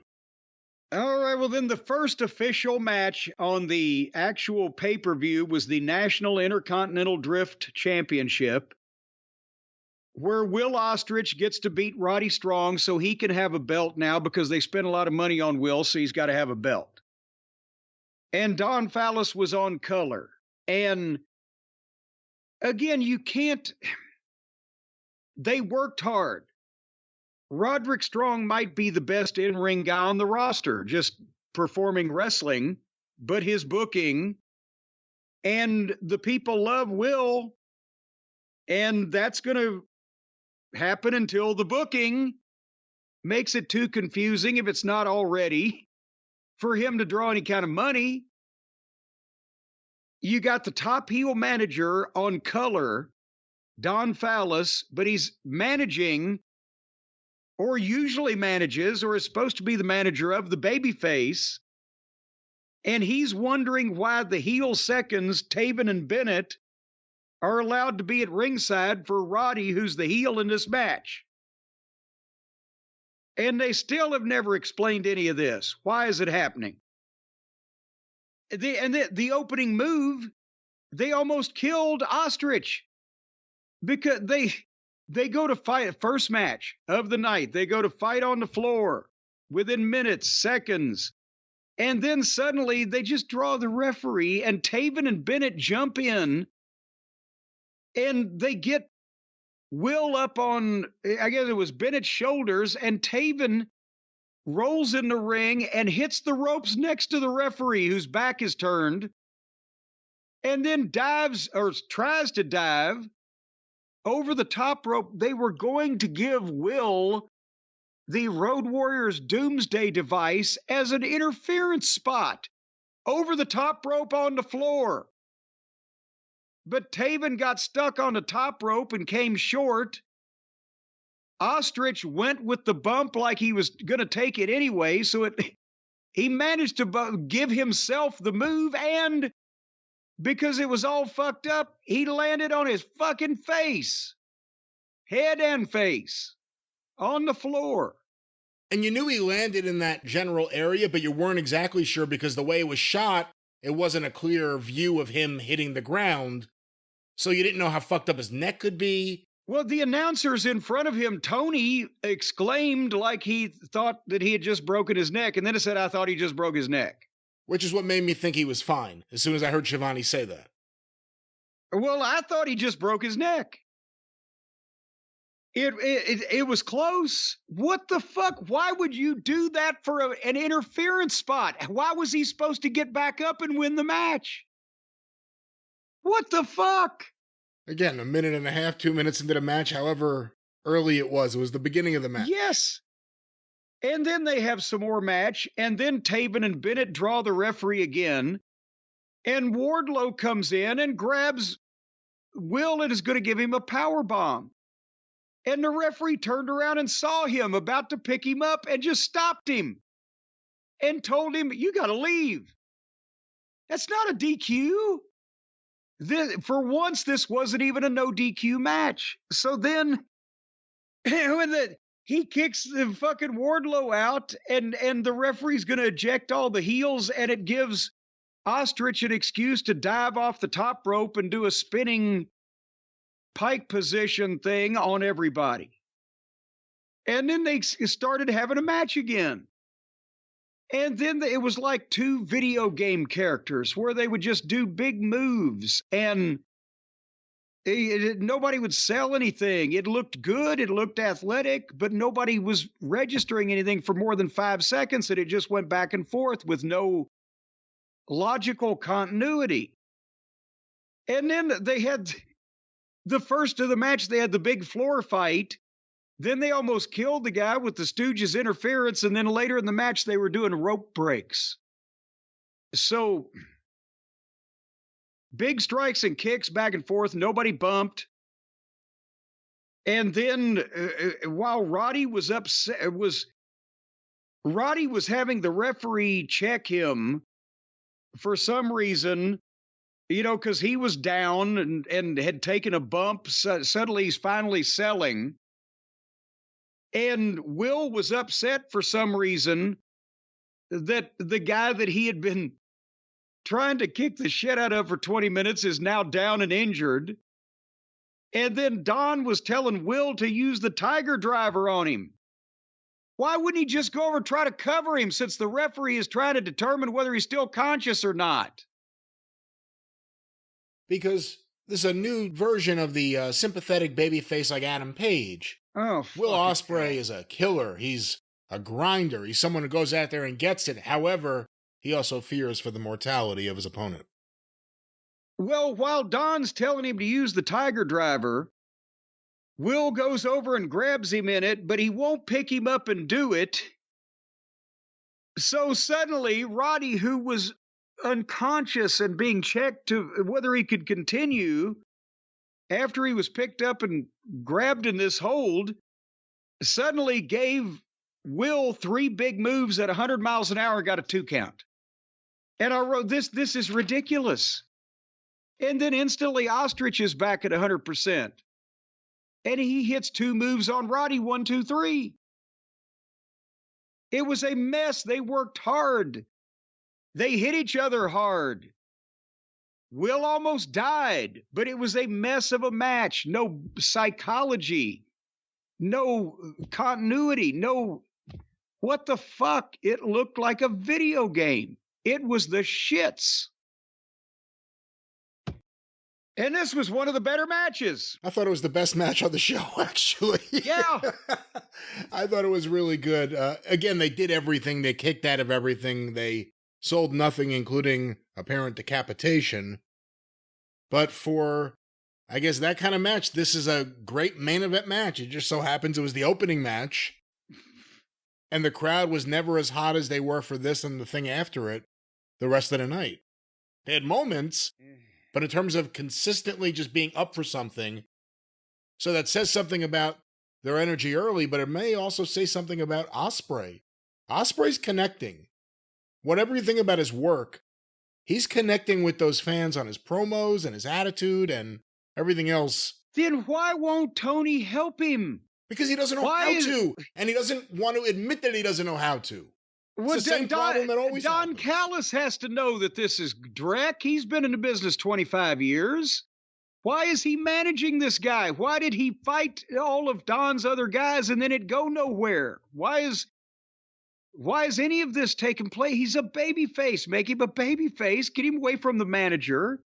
What the fuck is going on? Best match of the night. It certainly was. So then, suddenly, Adam Cole's music played. And he walked to the ring, not looking any heavier or any tanner. And he wears jeans so tight that you can tell that his legs look like chicken wings without steroids or growth hormones. I mean, for the chickens. You know where it says cage-free, no steroids, no growth hormones? I prefer chickens that die of old age. Well, you're getting a goddamn skinny-ass fucking scrawny wing is what you're getting. And he did a heel interview, and he held up the devil's mask, and he promised when he was 100%, they're going to have to give the devil his due. So they're not going to even let people forget about that fiasco. And how disappointed they were when it was resolved. Go ahead.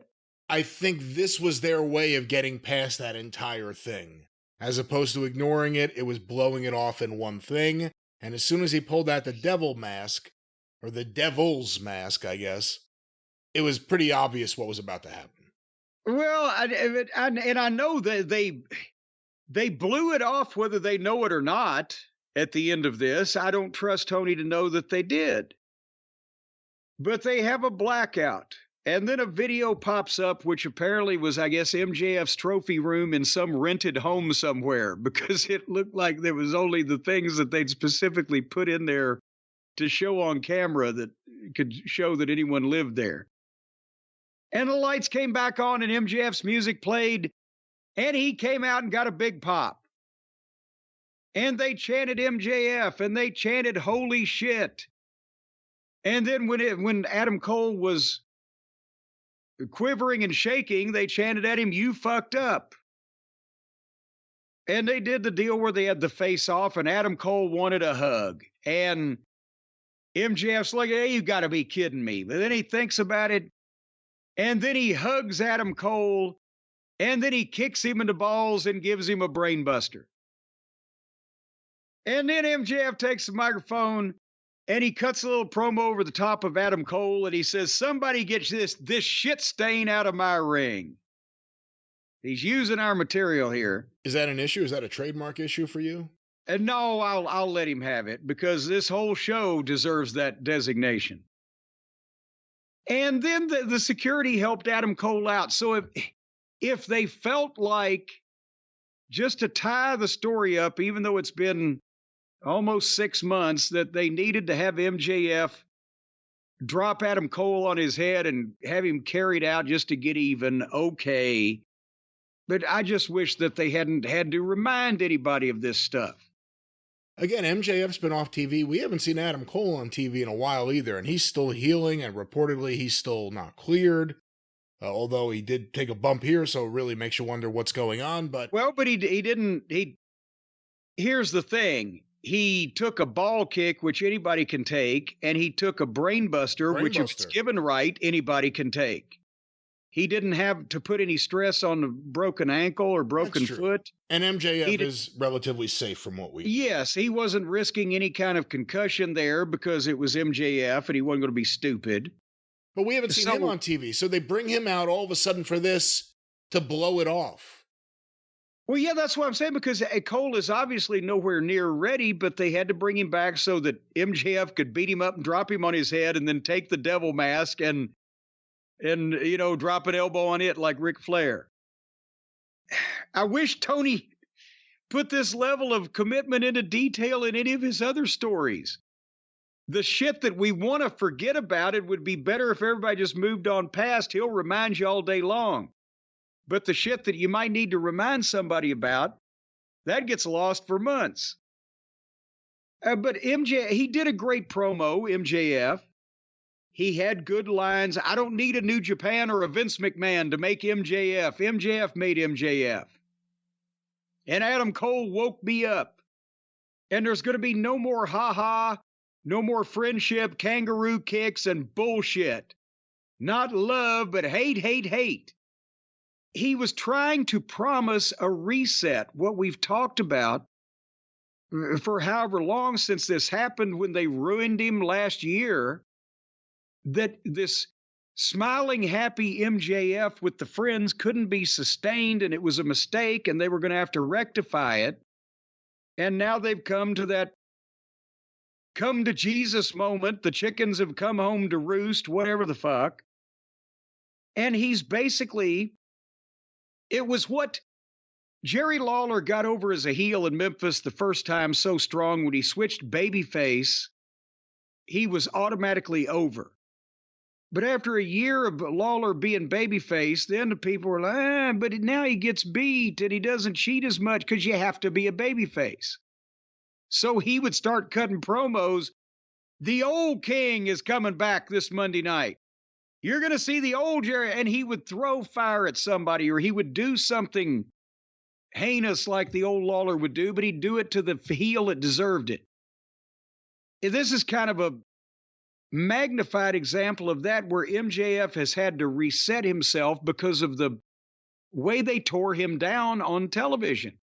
And now he's had a break, and if he gets away from this, and maybe he's gotten his new deal that he can call his own shots, because if Tony gets a hold of him again, you can't do unlimited resets, but this one might work. But, when he said it's not my fault that all your favorites compared to me suck a big old bag of donkey dicks, the people chanted donkey dicks. And then finally he said, well, my contract status, and he showed on his leg, on his calf, a new AEW tattoo and a poker chip with AEW on it saying, always bet on yourself. But of course, it is also in a place that will be covered anytime he wears a wrestling boot. So when he goes to the WWE, he doesn't have to worry about it. And he said, I'm not fucking leaving. So he's done this to himself. I don't know. The idea of a reset is doing a reset is different than coming out and announcing it. Actually just coming out there and being, the classic MJF or a new version of MJF is different than saying, all right, enough of everything you've seen for the last year. Now everything is going to go back to the way it used to be. We'll see. They need him. Yeah. More than ever. They need him. And traditionally, he is someone who moves numbers. Pay-per-view buys, TV ratings, even merch when they turned him babyface finally. So everything he does has succeeded for them. It's a smaller audience. The audience is not willing to give AEW the benefit of the doubt as much anymore. But they really needed him here. Again, the tattoo thing, it's interesting. Who said bet on yourself? Was that what Triple H said to Cody? Is that what the story is? I didn't even delve that deep in it. I just thought he was telling Tony Khan, hey, look, I got your fucking company name tattooed on my leg. Well, I think that is what it is. And again, what a heel move when he exposes it again in 5 years and all of a sudden it's a different logo there. I mean, it'll happen. At least it wasn't on his neck, on the bright side. At least he didn't put it on his neck. You see, he's a smart guy. Yeah. But, everyone's happy he's going to be back and everyone's afraid he's going to get sucked into, we used to call it the Jericho vortex, but now it's just the vortex of Tony's booking. And well, who's he going to work with to draw any money? Him and Ospreay is something I would be very interested in seeing. I don't know if I'm really that into him and Swerve right now. I'm not into Swerve and anyone right now. They've killed my enthusiasm for Swerve. He's a heel again. Him and Moxley done. He is? MJF? I thought you meant Swerve. No, MJF's a heel again. So other baby faces. Moxley's kind of a baby well, face. He's a heel again that can get the people to chant donkey dicks. So again, here's going to be another popular heel. But again, the other problem is, who is the promo for? Again, that's a rabid AEW audience there, and the pay-per-view audience is smaller than the amount of people watching the TV show, just because that's how pay-per-view works. But this is like almost a promo for a smart audience. I'm not going anywhere. The average person just knows he was on that show and he was off that show. Yeah. They don't know anything about any of this stuff. So it's another AEW rah-rah speech hidden in the middle of a promo. They're always looking like they're on the defensive. Even here, where MJF had to Bobby Ewing the last year, where he had to come out and denounce everything. He had to do the Ric Flair beating up his outfit. He started elbow dropping the mask. He was trying very hard to convince people that the shitty way that they saw him presented the last time he was there was a thing of the past. And he knew he was talking to the smartest audience because that's who's going to get the pay-per-view and the most diehard audience. And they're the ones that they probably did the most damage to MJF in front of by the way he was presented. Silly and stupid. We shall see.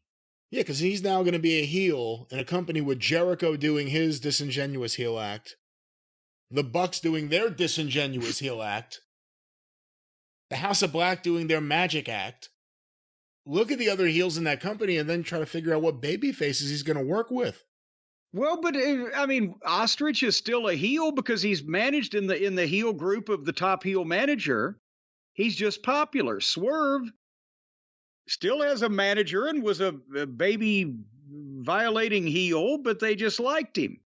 So now MJF is going to be one of the heels they like rather than one of the heels they're fucking bored by. They'll probably give us a starter feud. That's what they did after the last time he had to kind of denounce his last year after the Jericho feud. You're right. It started with Pillman Jr. and then Darby. Like it kept growing from there. He won't start with an Ospreay. He'll have to work to get there. 1 or 2 feuds. He'll probably take someone on the roster and try to elevate him first. If I had to guess based on track record, that's what I would guess. Well, boy, you'd need a lot of helium to elevate some of these son of a bitches. Action Andretti. So the next match on this program was a 6-man tag with the Gun Boys and Light Switch White against Pac and Penthouse and Felix. And I'm sorry. This was 6 guys doing tumbling and flips and 6 ways and sloppy shit. And I was having problems with the fast forward, as you know, anyway. And I was just seeing this unending, repetitive horse shit. So I will say that the Gun Boys work their asses off and have a lot of potential and should have a WWE future unless somehow their father may have pissed them off. If they got to get away from here and these sloppy assholes they have to work with, or they're never going to get any better. And and Juice came out and interfered and the heels won. So at least Juice is back. Did I miss anything here? Well, Ospreay had a good long match. It was like 20-something minutes. The MJF return went a little while. So that's like 2 matches in a row. It was time for a weed break. So there you go. I missed the start of this, but I saw the Juice return, which, again, it was 2 big returns back to back. MJF and Juice. 3, Cole. Was it Cole's return or was it a one-off thing to blow off the feud is what I'm wondering. Well, but he returned because the definition of a return is you've been gone, motherfucker. Now I haven't seen you in a while. It was just like his debut where they had him come out and then like 2 minutes later Danielson came out. You forgot all about his debut. What are we talking about here? Juice is back.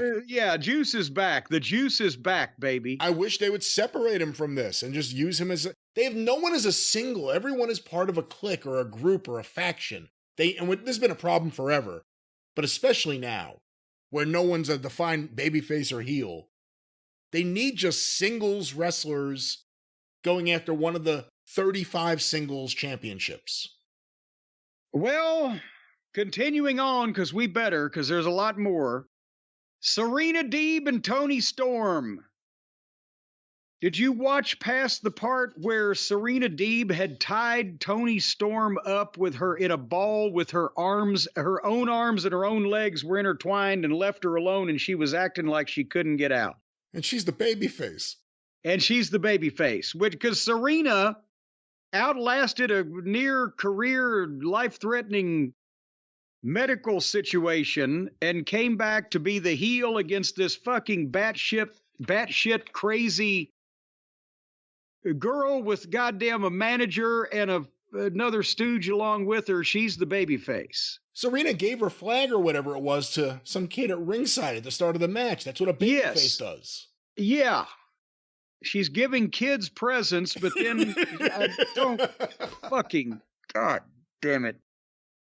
Toni Storm hit a pile driver off the second rope on her and then didn't even cover her, picked her up again and gave her a regular pile driver and then covered her 1, 2, 3.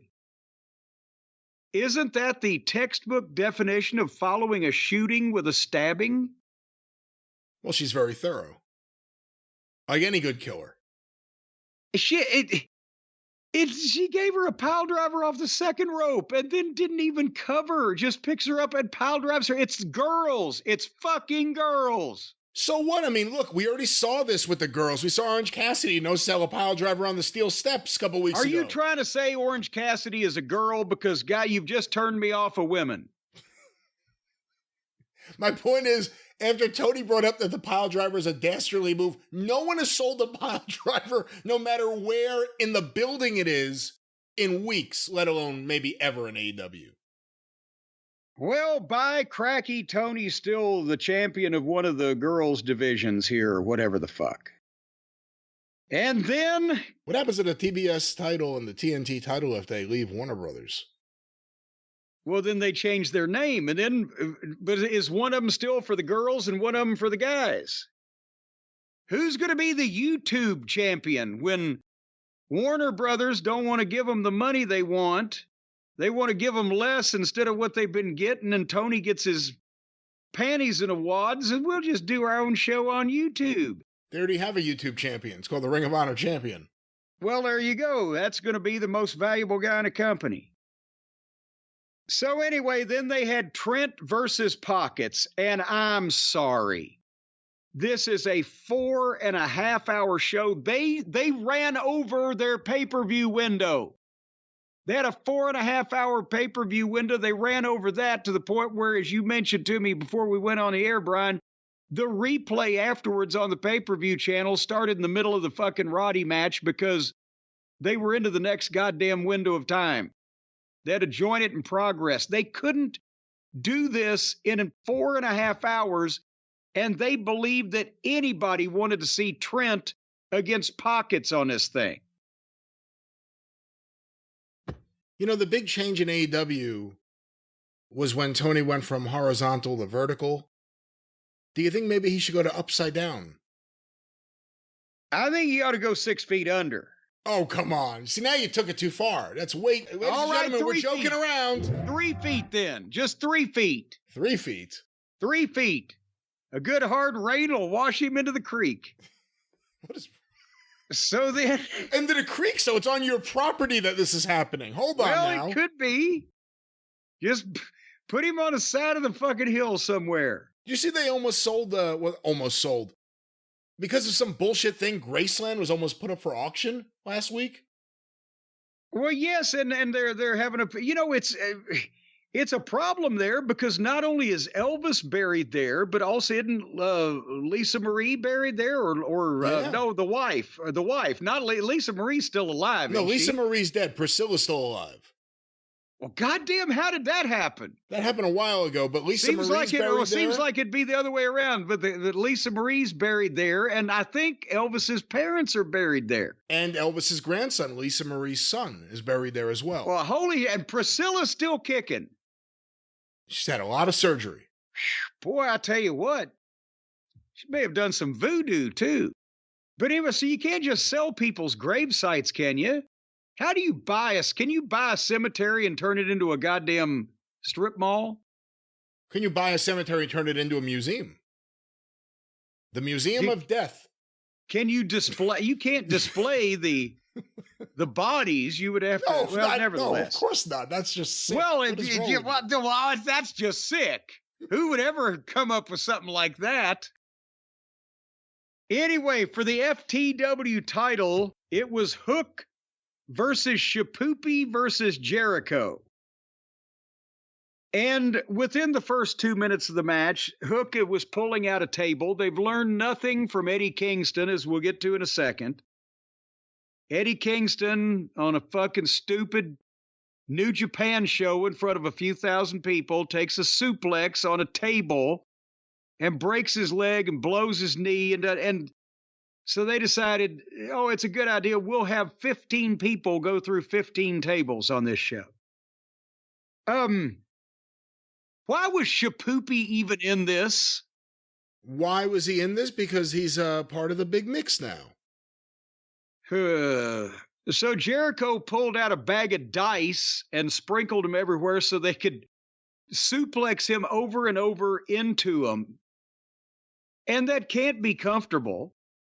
And then they started throwing the dice at him, and they were bouncing off him into the crowd. You could hear them pegging the announcer's desk. Somebody could get their eye put out. If there were any smart individuals in this crowd, there would be a lawsuit for some kind of fucking lost vision in Las Vegas, for fuck's sake. Can you imagine going to see Cirque du Soleil and the trapeze artist tennis shoe flies off and hits you in the mush? And then they got kendo sticks and beat on Jericho. I wrote, why am I watching this garbage? Shapoopy pulled out a table and put it in the ring. There's 2 hours and 45 minutes left in this fucking fiasco, and I zipped ahead to the finish. which was that Hook got a choke on Jericho and Big Bill saved and got on Hook in front of referee Aubrey Ed, who was helpless as usual because it's no DQ. And then Hook suplexed Big Bill off the apron of the ring, through a table on the floor. And if Big Bill had landed with his head 6 inches to the right, the table legs would have impaled his face. That was scary. I watched that several times, and someone put it on Twitter as a clip you could watch over and over again. I've never seen anyone land that close to being impaled. Well, because the legs of the thing are not going to break. The legs, theoretically, if you hit it just right and the furniture decides to cooperate with you and you hit it in the middle, the legs spread out at the bottom. But in this case, they were a little bit farther over to one end. And the way it broke, the legs were standing up straight. And again, his face, it went right by him, about 6 inches. So it would have a certain brain damage, I would think, if nothing else. But he's fine.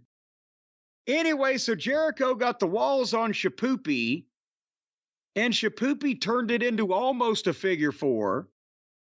But then Hook got the choke, and then a ninja jumped in the ring in black pants, black sweatshirt, black hood, with a garbage can, and beat up Shapoopy and beat up Hook both, and then unmasked. And it was Brian Keith, not the actor who played Uncle Bill in Family Affair, but the bounty hunter Brian Keith. And then Hook beat him up and shit-canned him, but Jericho put the garbage can over Hook's head and pinned him 1, 2, 3. And I wrote, this is almost makes me feel bad and embarrassed for Tony, because he's trying to fix what he's fucked up about the booking by doing twice as much of it. Every match on this show, complete overbooked, as the kids say. Too confusing, too much, too many twists, too many turns. If Tony is doing these finishes, he's an idiot. And if he's letting the wrestlers do these finishes, he's a bigger idiot, because they're sabotaging his company. Because if you let all these egotistical, think they're stars fucking assholes that ain't over and ain't smart do everything they want to do, this is what you end up with, and you got nowhere to go. Jericho's like if Randy the Ram had that Necro Butcher match, but it wasn't for money, it was just to prove himself to someone. Yes. Except Mickey Rourke was in better physical condition when he shot that movie. So, and then we were 2 hours into this thing, and guess what happened then? It was the Plumber versus Take a Shit. And this wasn't for the IWGP title. This was if Take a Shit was to beat Moxley, he'd get a title shot, right?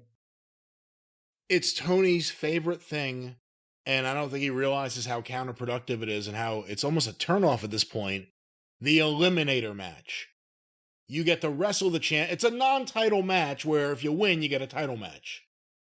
But it's called an Eliminator match, and it's been used so often that it means nothing as a term.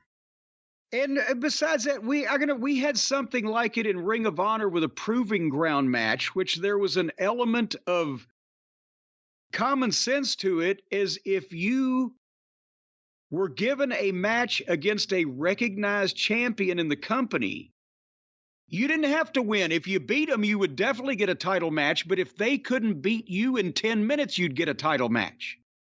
Then you've got something to prove, right?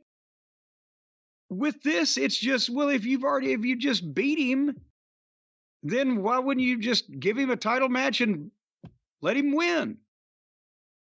Because it's fake, phony mark booking. I don't know. Anyway, this was more of what they usually do, except Moxley had his left arm taped up and tried to wrestle with one arm when he can't really wrestle with two arms. So So that one arm became like an incredible Hulk strength arm where he could just do anything with the one arm, even though he had the one arm taped up. Well, yes. And again, it was his right arm. I'm sure his right arm is stronger than his left arm because that's one he jacks off with. And Moxley does dives. Why? I have no idea why. But finally, this is their finish. Take a shit, goes out and gets a couple of chairs out from under the ring and throws them into the ring. And the referee is Knox, the corpse ref, so he just calmly picks the chairs up and turns his back and puts them out the other side. But then, since they have to do more shit behind his back, and it didn't take him long enough, after he puts them out, then he starts pointing to the people he's giving them to, telling him what to do with them, right? And just turning his back. And Take a Shit slides in with a third chair, but Moxley jumps up and curb stomps him on the chair while the referee is not turning around until Moxley slides the chair out, and then Moxley gets him in the double arm DDT, and the referee turns around 1, 2, 3. Did I miss anything about the burial, the booking malfeasance done against our boy Take a Shit, who now literally is just mired into shit? I really liked Takeshita, and I can't say I was looking forward to seeing the match. I was looking forward to seeing him wrestle, but it turns into a Moxley match, and his matches are terrible. You can call the spots right now for whatever the next match will be. He is the worst wrestler in the world. It's amazing. There are some people that really think he's good. I go into every one of his matches thinking, let me try to have an open mind. Let me try to see it. And every time I'm like, this guy sucks. So yeah, Moxley sucks. Takeshita's being wasted. You can understand why he's doing promos or doing interviews in the Japanese press, talking about not liking his experience in America so far. I don't blame him. But speaking of not liking someone's experience, now we get to the part of the program where they've done it again. They've managed to hospitalize one of their top names for the TNT title match, and what they said was going to be a barbed wire cage. It turned out to be a cage, like a regular cage, but with barbed wire wrapped around certain parts of it. And for some reason, they started the match with 2 tables and 2 chairs laying in the ring inside the cage between Edge and Malachi Black. I was trying to zip through the entrances to get some of this thing over with. Did they ever explain why furniture was laying in the ring? Just to save time, so the guys didn't have to go into the ring and get it themselves. All right.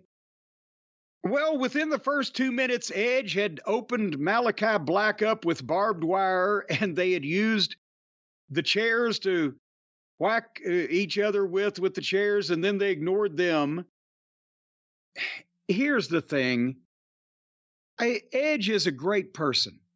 He's a great guy and a great talent. He's had a wonderful career.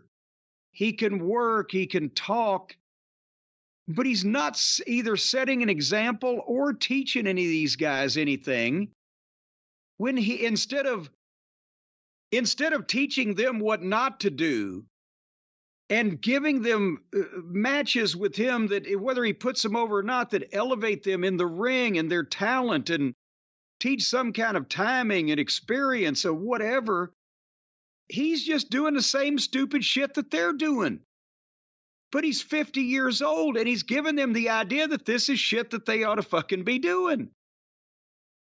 And a 50-year-old Hall of Fame talent doing garbage matches in a vanity project promotion is sad whether he means well or not. But nobody is gonna, what did he teach anybody here? How to break your own leg. Because that's what he did. But first, they had a garbage match. Malachi Black gets a barbed wire wrapped baseball bat. And instead of just drawing back and hitting him with the fucking thing and winning the match 1, 2, 3. He takes a baseball bat and rakes the barbed wire across Edge's head. And then Edge gets the bat and hits him with a gut shot, at least, but then a supposed headshot. And then he's raking the barbed wire across Malachi. And then he throws the bat away to set up a table. If you're fighting a guy and you're beating him with a bat, why would you throw the bat away to set up a table? And then he hit him with a chair and put him on the table and started climbing the cage. But Malachi Black got up after being hit several times with a baseball bat and crotched Edge. And then Malachi powerbombed Edge through a table off the top rope and got a 2 count. And so I fast forwarded some. And I stop again. And at this point, Edge has put Malachi Black on the table and tied him onto it with barbed wire so he couldn't move. And he climbed to the top of a 15-foot cage and came off with an elbow drop and broke his own leg and got a 2 count. Well, you need to talk about the way he landed with that elbow drop. I mean, of all the ways I thought he was going to land when he did the leap, he landed in the worst possible. I didn't think he would land that way. Well, yes, but he couldn't do a splash because the fucking idiot laying on the table had barbed wire on top of him. And what he was trying to do... So his plan was to jump off the top of the cage and land feet first? His plan apparently was that he thought that he could jump off and land and put his feet under him enough to break some fall where he could fucking the elbow drop, where he'd only be risking his fucking arm instead of his whole goddamn body and face landing on the barbed wire. The elbow drop would still break the table, is what I got from it. He thought that somehow... he didn't mean to just jump 15 feet and land with most of his weight on his feet first and then. But the point being, he finished the match and he's since revealed on Twitter and etc. that he broke it. What is the bone in the lower leg? The tibia. And yeah, and he's going to have surgery of some kind and blah, blah, blah. But in the meantime, the match is still going on. So then they went back and forth, and Malachi Black pulls a piece of the cage off and starts hitting Edge with it, knocks Edge through the cage door so they can go out on the floor. But then as they're on the floor and Edge has speared Malachi Black, here come Brody King and Buddy... I started to say Brody King and Buddy Lee. Brody King and Buddy, what is his name? Matthews. And they stand next to Malachi Black like they're going to menace Edge, and then they both go and turn and stand next to Edge. And Malachi Black starts begging off like, oh, no, no. And then they turn around and beat up Edge. What was that? The fuck? Why is Edge standing there in the middle of it? Oh, you guys are going to join me all of a sudden? I've never dreamed. I don't understand because it happened so quick and it teased a lot very quickly. And then they immediately turned on Edge. Why? See, that's the thing. You're looking at Edge like a veteran who should be teaching these guys, not like what he really is. And I don't mean this in a negative way. We're all fans, but he's a mark. He's a mark for, he said it in that promo where he came out defending AEW after the Punk thing, where he said, I grew up in Canada seeing all sorts of wrestling. You gotta love all sorts of wrestling. He's that guy. And he wants to do all these bucket list things in there. And again, yeah, the booking, I mean, the Judgment Day turned on. Everyone turns on him. I mean, this guy can't get any, these guys turned on him after 30 seconds. So then they threw him in the ring. And they threw more barbed wire in the ring, and they beat Edge up 3-on-1 while the referee stood there watching slack-jawed. And they put barbed wire around his head, so the crown of thorns type of thing for the religious imagery for those of you who give a shit about that kind of shit. Yeah, for those of you up on Dark Side of the Ring where they just pointed out what a disaster this was in ECW with the Sandman and Raven. Here you go. But then they never got that far because all of a sudden, music and red lighting and Gangrel came through the mat. Not only from underneath the ring, but through the mat and DDT'd the heels. And then when that was finished happening, Malachi Black kicked him in the fucking face and knocked him out. But then Edge speared Malachi Black and put the wire around Malachi Black's face and got kind of a cross face on him. And Malachi Black passed out, and I was ready to join him. Because we were 3 hours into this fucking thing, and it wasn't, the end was not in sight. But now Edge is going to be out for how many months is that going to be? For what? I don't know. I haven't seen a time frame. Have you? No, but I mean, when you break your leg and you're 50 years old and you are a professional athlete, it's... And here's the other problem. TNT title. Are we now going to get an interim champion? Are we going to get another tournament? Are we going to get I'm thinking of Battle Royal. You think Tony would go Battle Royal over tournament? He loves tournaments. Well, we can't let the prestigious TNT title be vacant for too long.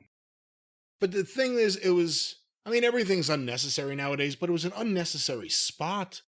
It didn't look good. I think if you thought it out well, you would think this won't look good. And then he hurts himself, and everyone hurts himself doing stupid stuff. We talked about everyone breaking their legs, jumping into barricades. He broke his leg jumping he jumped off a cage with nothing to break his fall but his leg. And then he broke it. Yes, not the fall, but the leg. That had to be 15 feet. Every bit. That was a big cage. That was a big cage. Well, think about this. That was higher than the scaffold match drop because the scaffold was 24 feet off the ground. 3 feet for the ring, there's 21 feet, and a grown adult hanging underneath it. That would put your feet at about 13 feet off the ground, right? How old were you in 86? 25. He's double that. Doing that. And from farther. Yeah. But now let's not even do it like that because then people are going to, don't compare Cornette's athleticism at 25 with Edge's at 50. But neither one should have been doing it. But at least I had nowhere to go but up after I went down. He's got nowhere to go but down after he went down. Because his condition is not going to get better from here. Anyway. Would you like to move along? Let's move along. There's a few more matches still. I think there's a triple main event to come. Oh, boy. Mercedes Moan and Willow Nightingale finally popped up 3 hours into this fucking fiasco. And again, Mercedes, impress me. Show me why you're worth all that money. I'm going to try to watch this with an open mind, as you say. Every time I watch, Willow is the one who gets over with me. Willow is young, is obviously not as high-priced. Well, and I say young, it's not like Mercedes is a senior citizen, but she's been around a while in the business. Willow is young and new and fresh. She looks like she has some personality. Her work is pretty good. She's the one that gets over with me.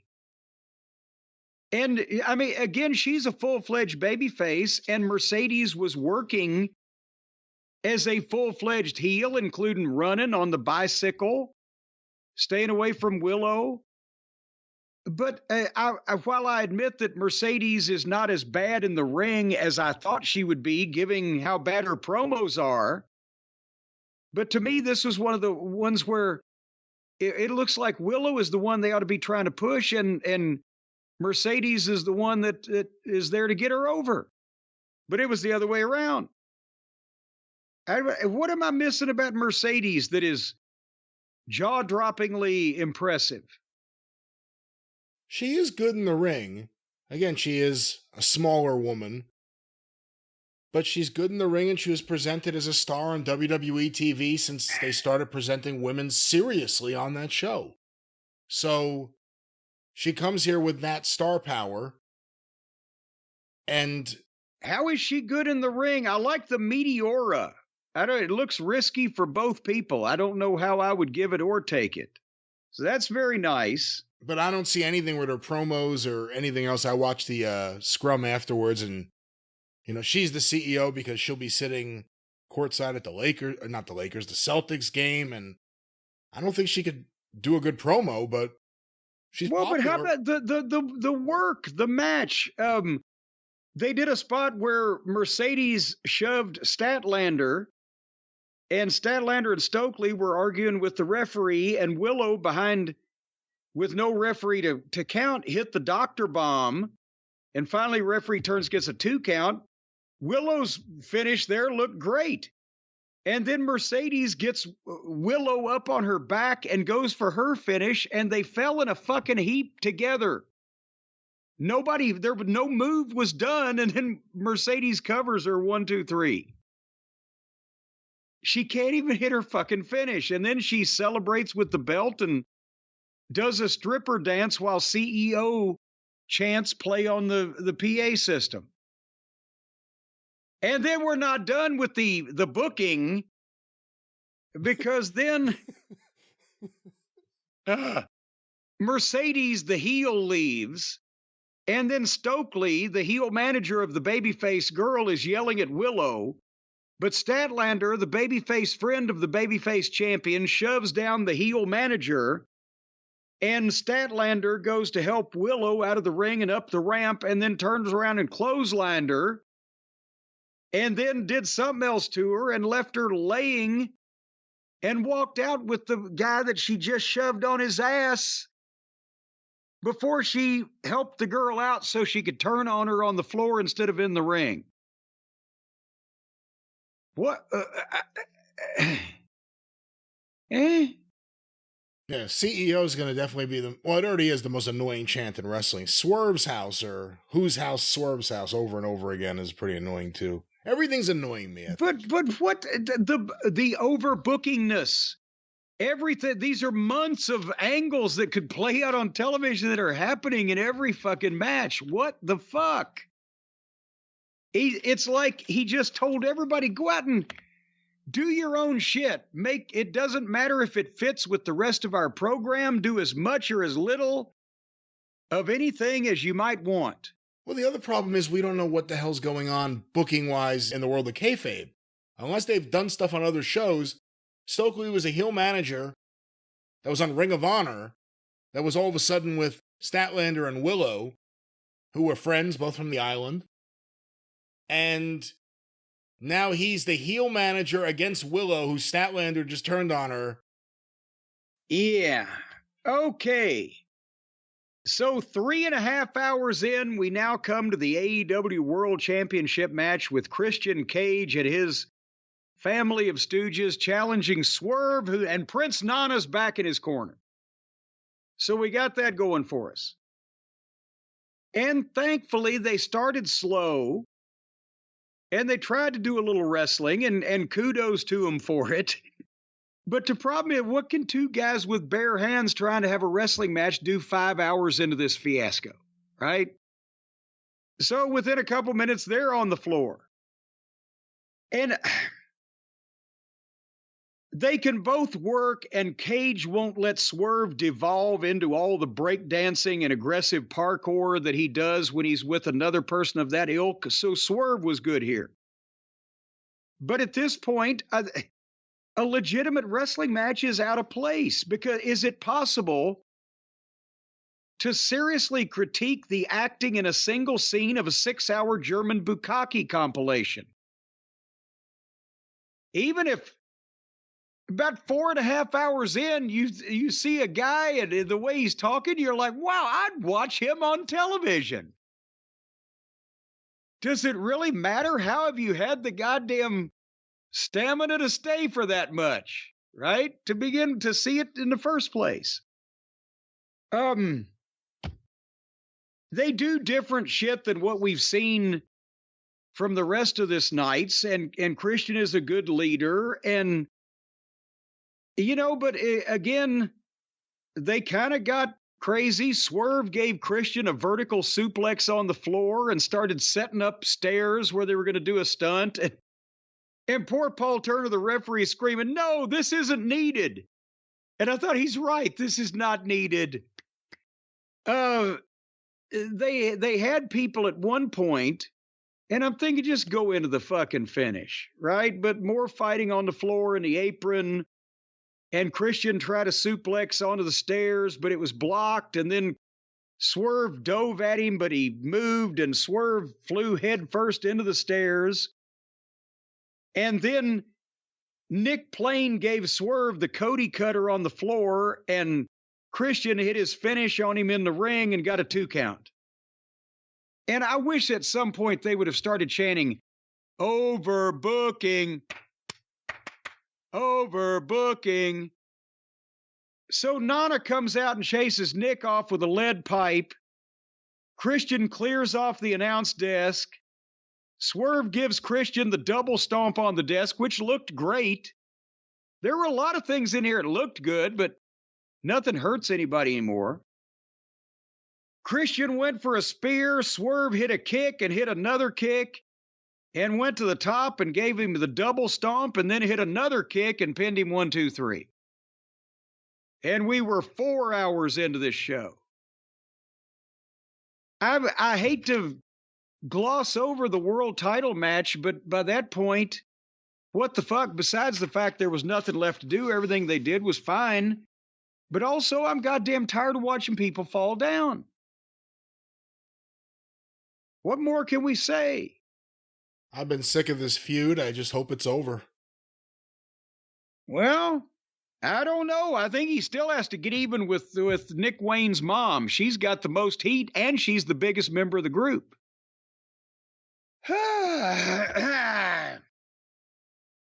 Propping my eyelids open with thumbtacks and fucking toothpicks, I was able to watch the last match on this marathon event. Assholes in the Arena. The Lollipop Guild versus Team AEW. So let's just give these people's names, because we want to make sure we know who was responsible for this. You had Maddie and Nikki, the Buckaroos. You had their friend O'Cody, and then their other friend Jungle Jackoff.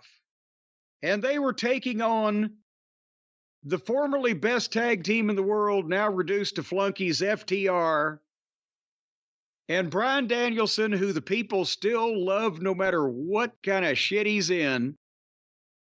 And bless his little pea-picking heart, Darby Allin has come back from the dead because Kingston was hurt. And so Darby was wearing a face mask to protect his broken nose, but the face mask had thumbtacks on it.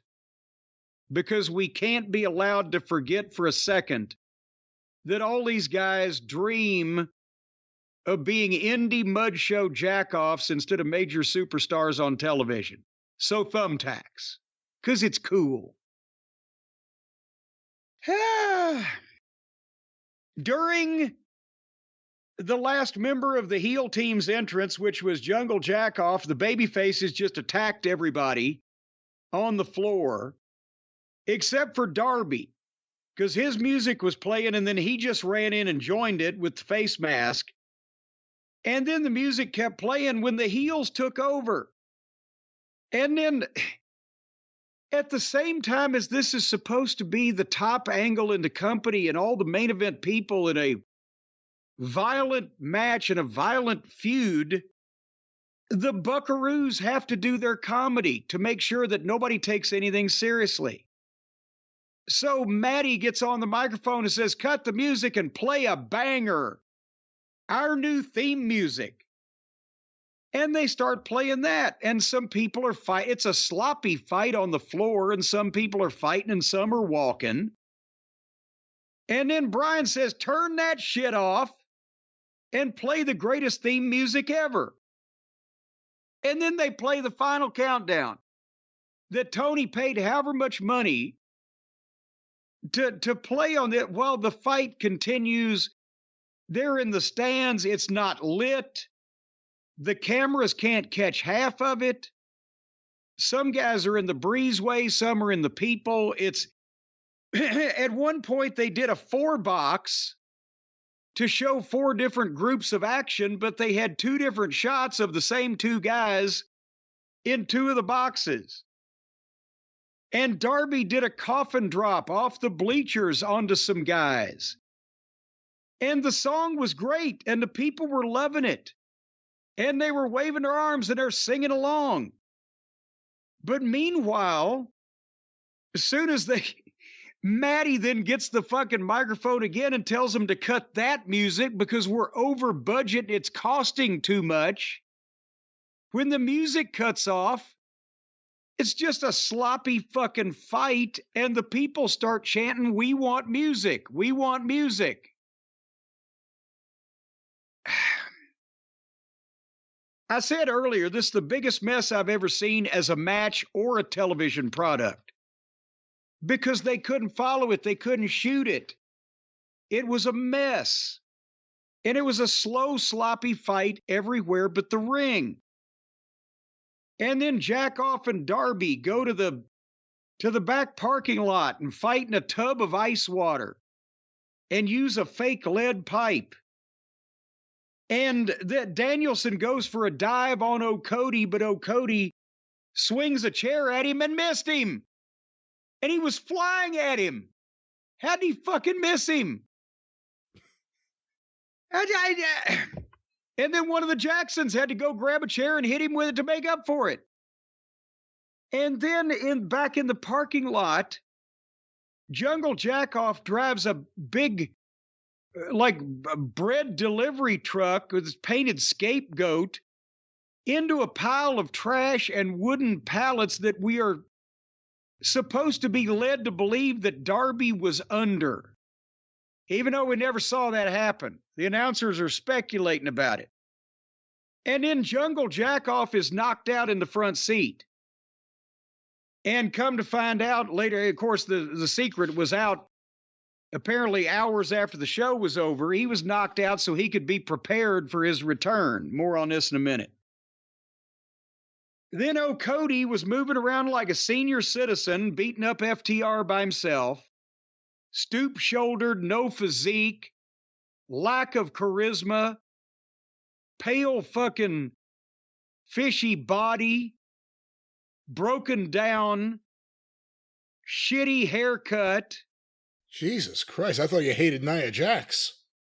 Well, Cody's even worse. He's not hurting. He can't. His shit couldn't hurt anybody. It's so weak. He could jump up and down on me with both feet, and I wouldn't notice it. So then Darby staggers back to the ring, apparently from being run over by a truck, and fights O'Cody and gets 2 counts on him. But then the Buckaroos powerbomb him onto a bunch of chairs and drag him to the stage and put him on the elevating platform that they make their entrance on. And they're telling production by yelling into the camera, "Take him down, take him down." And the production people, they're playing the music or cutting the music when they say, and they do the thing where they take him down on the elevator. There are logic holes, plot holes, whatever you want to call them, in this thing big enough to goddamn get Tony Khan's fucking checkbook through. Yeah, there's the biggest one, Tony Khan. They establish he's sitting at Gorilla. He's running production. How come he let all this happen? Yes, he's paying he's paying the fucking elevator guy. He can't say, "Don't do that." So then they all fight in the back, and they beat Danielson up, and Spike pile drive him on a poker chip, a big wooden poker chip. And then O'Cody put Cash Wheeler through a table. Immediately after, Nikki dove off the tunnel and put Dax through a table. And then Jungle Jackoff wanders into Gorilla and sees Tony sitting there at the monitor. So again, who is telling who how to produce this show? And then Jackoff grabs Tony and starts dragging him out. And you can also tell that somehow old Jungle Boy looks like he's come through a goddamn bucket of Vaseline. He's shining. All of him, he's shining. Well, he had been thrown into an ice bucket earlier. No, he's shining with fucking thick goddamn shit on him. He ain't wet. He's greasy. And I'm not talking about the normal grease either that he has on him. And as well as the normal cheesiness. So then all of a sudden they cut to a shot on the stage and there's everybody doing nothing. Heels and baby faces kind of waiting for what they're supposed to see next. And the announcers are saying, well, where is Tony and Perry? Where are they? Well, they couldn't do anything until Darby came out with the flamethrower. And then here comes Jungle Jackoff dragging Tony. And as he pushes Tony down on the stage, and we'll talk about what happened to Tony later because at least it wasn't on camera. But he shoves Tony Khan down on the stage, does Jungle Jackoff, and Darby takes the flamethrower and lights him on fire. They put the stuntman movie gel on him so that it supposedly doesn't burn your skin within a certain amount of time. And they lighted him on fire with a flamethrower. And then suddenly there's Maddie and Nikki with the goddamn fire extinguishers putting him out. Can you imagine anybody stupid enough not only to be lit on fire, but to have the Jackson boys be the ones to stand by to save you? You knew something was coming when, I don't know what you thought, but those fire extinguishers really stood out when all of a sudden they were there at the side of the stage. Well, yes, it looked like they were goddamn, ready for the fucking fires after the San Francisco earthquake. They were going to set the whole building on fire. They were prepared. And then the crew jumps on him with towels, putting him the rest of the way out. Well, then the Buckaroos and Darby go to the ring and do some shit. And Darby kicks O'Cody in the balls and Coffin drops also in the nuts. Right on his fucking dick. Coffin dropped him. And the Bucks made the save. And then the Bucks called to the ceiling for a hook. And they lower a hook with a rope. Whoever's in production, go ahead. Can I say something here? Because I don't know if you saw it. I think it may have been on the pre-show, but it was the first thing I thought about here. They had Dr. Martha Hart on this show. Oh, no. To announce the Owen Hart tournament for men and women coming up. Because what they said, and they made sure to note that Tony and her talked about it in December, but the winners of the two tournaments will get title shots at Wembley Stadium. Oh, yeah, well, I forgot to mention that earlier because it's just coincidental that they say that just one day after Triple H announces that for King of the Ring getting the title matches at SummerSlam, but they talked about it in December. My point, though, is Dr. Martha Hart is there. In the building while they're going to hang a goddamn wrestler. While guys who are not trained rig professionals or whatever the fuck you need to be are operating this thing, hanging this guy upside down.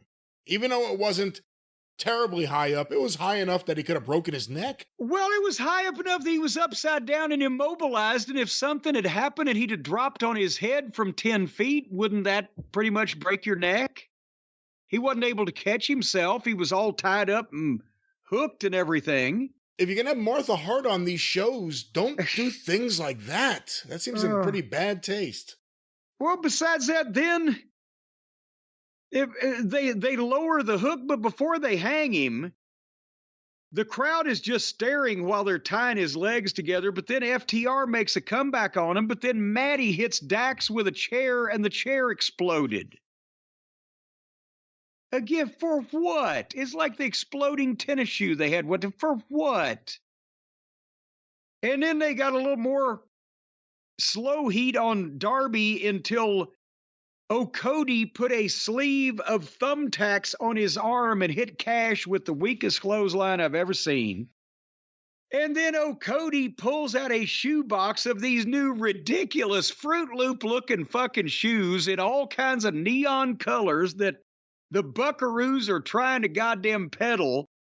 And they've got thumbtacks on the soles of them.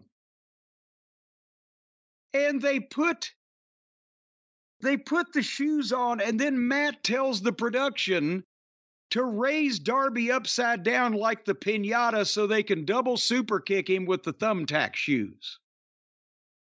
Brian, I know a lot of people are thinking I'm now lying. Am I lying about any of this? No, all of this happened multiple times in the middle of this brawl. The Bucks just started giving stage commands. And then they went to kick Danielson, but Danielson grabbed the shoe and pulled off one of the tack shoes and hit the Bucks with it, and then kicked them a bunch, and then stomped them, and then gave them chair shots, and then the fans start chanting, "Please help Darby, please help," because he's just hanging there. And then after all this, the Buckaroos stop Danielson and give him the knee lift. And Jungle Jackoff comes back in from being set on fire. And as Danielson is crawling over to help Darby, or try to help Darby, Jungle Jackoff runs over and hits him with a knee lift and pins him. The guy who got set on fire came back to win the match.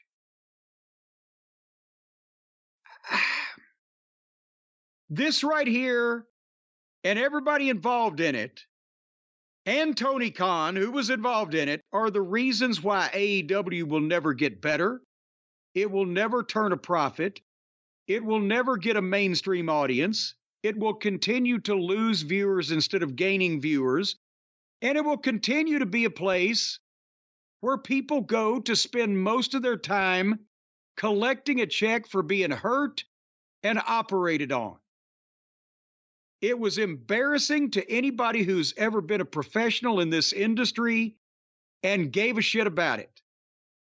And it took 4 hours and 32 minutes for him to get finished with this fucking dreck. I don't know what else to say. Everybody involved in this should be ashamed of themselves if they willingly went along with it. And if they were forced to because a member of their family was being held hostage, I'll let them off with a warning. I don't think anyone's embarrassed. I think when you go to work with AEW and go to work with those specific people, you kind of take on the Young Bucks ethos, which is do whatever you want. Anyone who criticizes what you do or tells you to think about it a different way, they are the enemy. They are wrong. And this is what you get. We've had now a few Anarchy in the arenas. The crowds get smaller and smaller, and they got a nice crowd here for this. And I believe it was smaller than the previous time they had been there. But it's good for what they've been doing lately. And again, they're doubling down on the stuff with the Bucks. The Bucks were on the NBA show the other day giving out custom championship belts to the host of the show, from what I understand. Can you imagine when they are introduced on a mainstream television show as any kind of professional wrestlers, what people sit at home go, what the fuck? It looks like a Saturday Night Live skit. It looks like two of the guys on Saturday Night Live put on some facial hair, glued it to their face, and are pretending to be wrestlers. The Sammy Hagar impersonator from Madison Square Garden back in 1986. Yeah, that's a very good reference there. And then Jack Perry.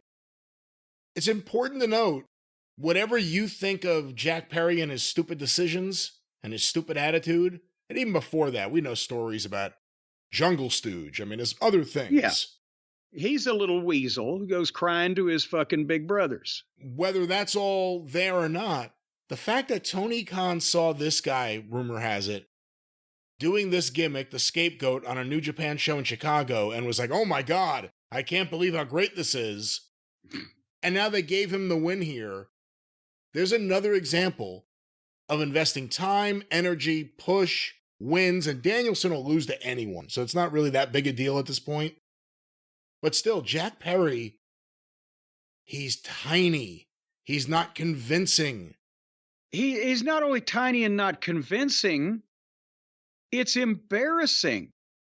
Because unconvincing doesn't cover it. He's obviously, like the other two, playing wrestler, acting like something he's not. They envision themselves as something they are not. They were helped along in this delusion and some element of mass hypnosis for the general public by the little bubble of indie fans that they had for a while. Fads never last. And the elite was the hula hoop and the pet rock. And the only one that it lasted with was Tony Khan. And now it's 5 years past its fucking expiration date. And he's still stuck with these morons as the stars of his company. Which is, again, you could have predicted this 5 years ago, which is why I did. Who he was sold on getting into business with was going to be the one half of his downfall, Tony's, and the other half was going to be he thought he could do this shit despite never having done it before, and now has proven he can't. He can write checks, and his dad can make a lot of money. And as long as they want to spend it, then they'll be around. But this is not good, and it's getting worse. And nobody can claim differently. And, they said, like you said, they said the video game was going to be the difference maker in profit and loss. And the video game, and now, I guess now you can play it for free on certain streaming services. Is this what I'm hearing? In June, PlayStation has a program, PlayStation Plus, where each month you get free games. Usually they're not brand new games. They're games that have been out for a while. They've exhausted their run. I've gotten some great games. I'm a subscriber. I'm going to be able to get Fight Forever finally without paying for it.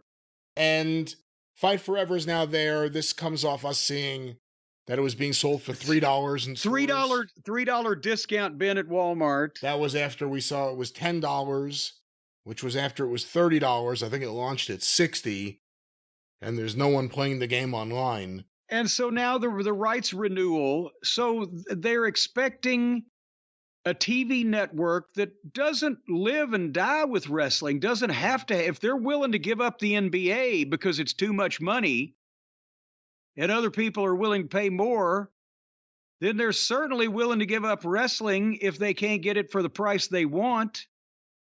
And are these people stupid enough to think, I'm talking about the AEW fans, that, well, they didn't get the NBA, so now they'll give that NBA money to Tony?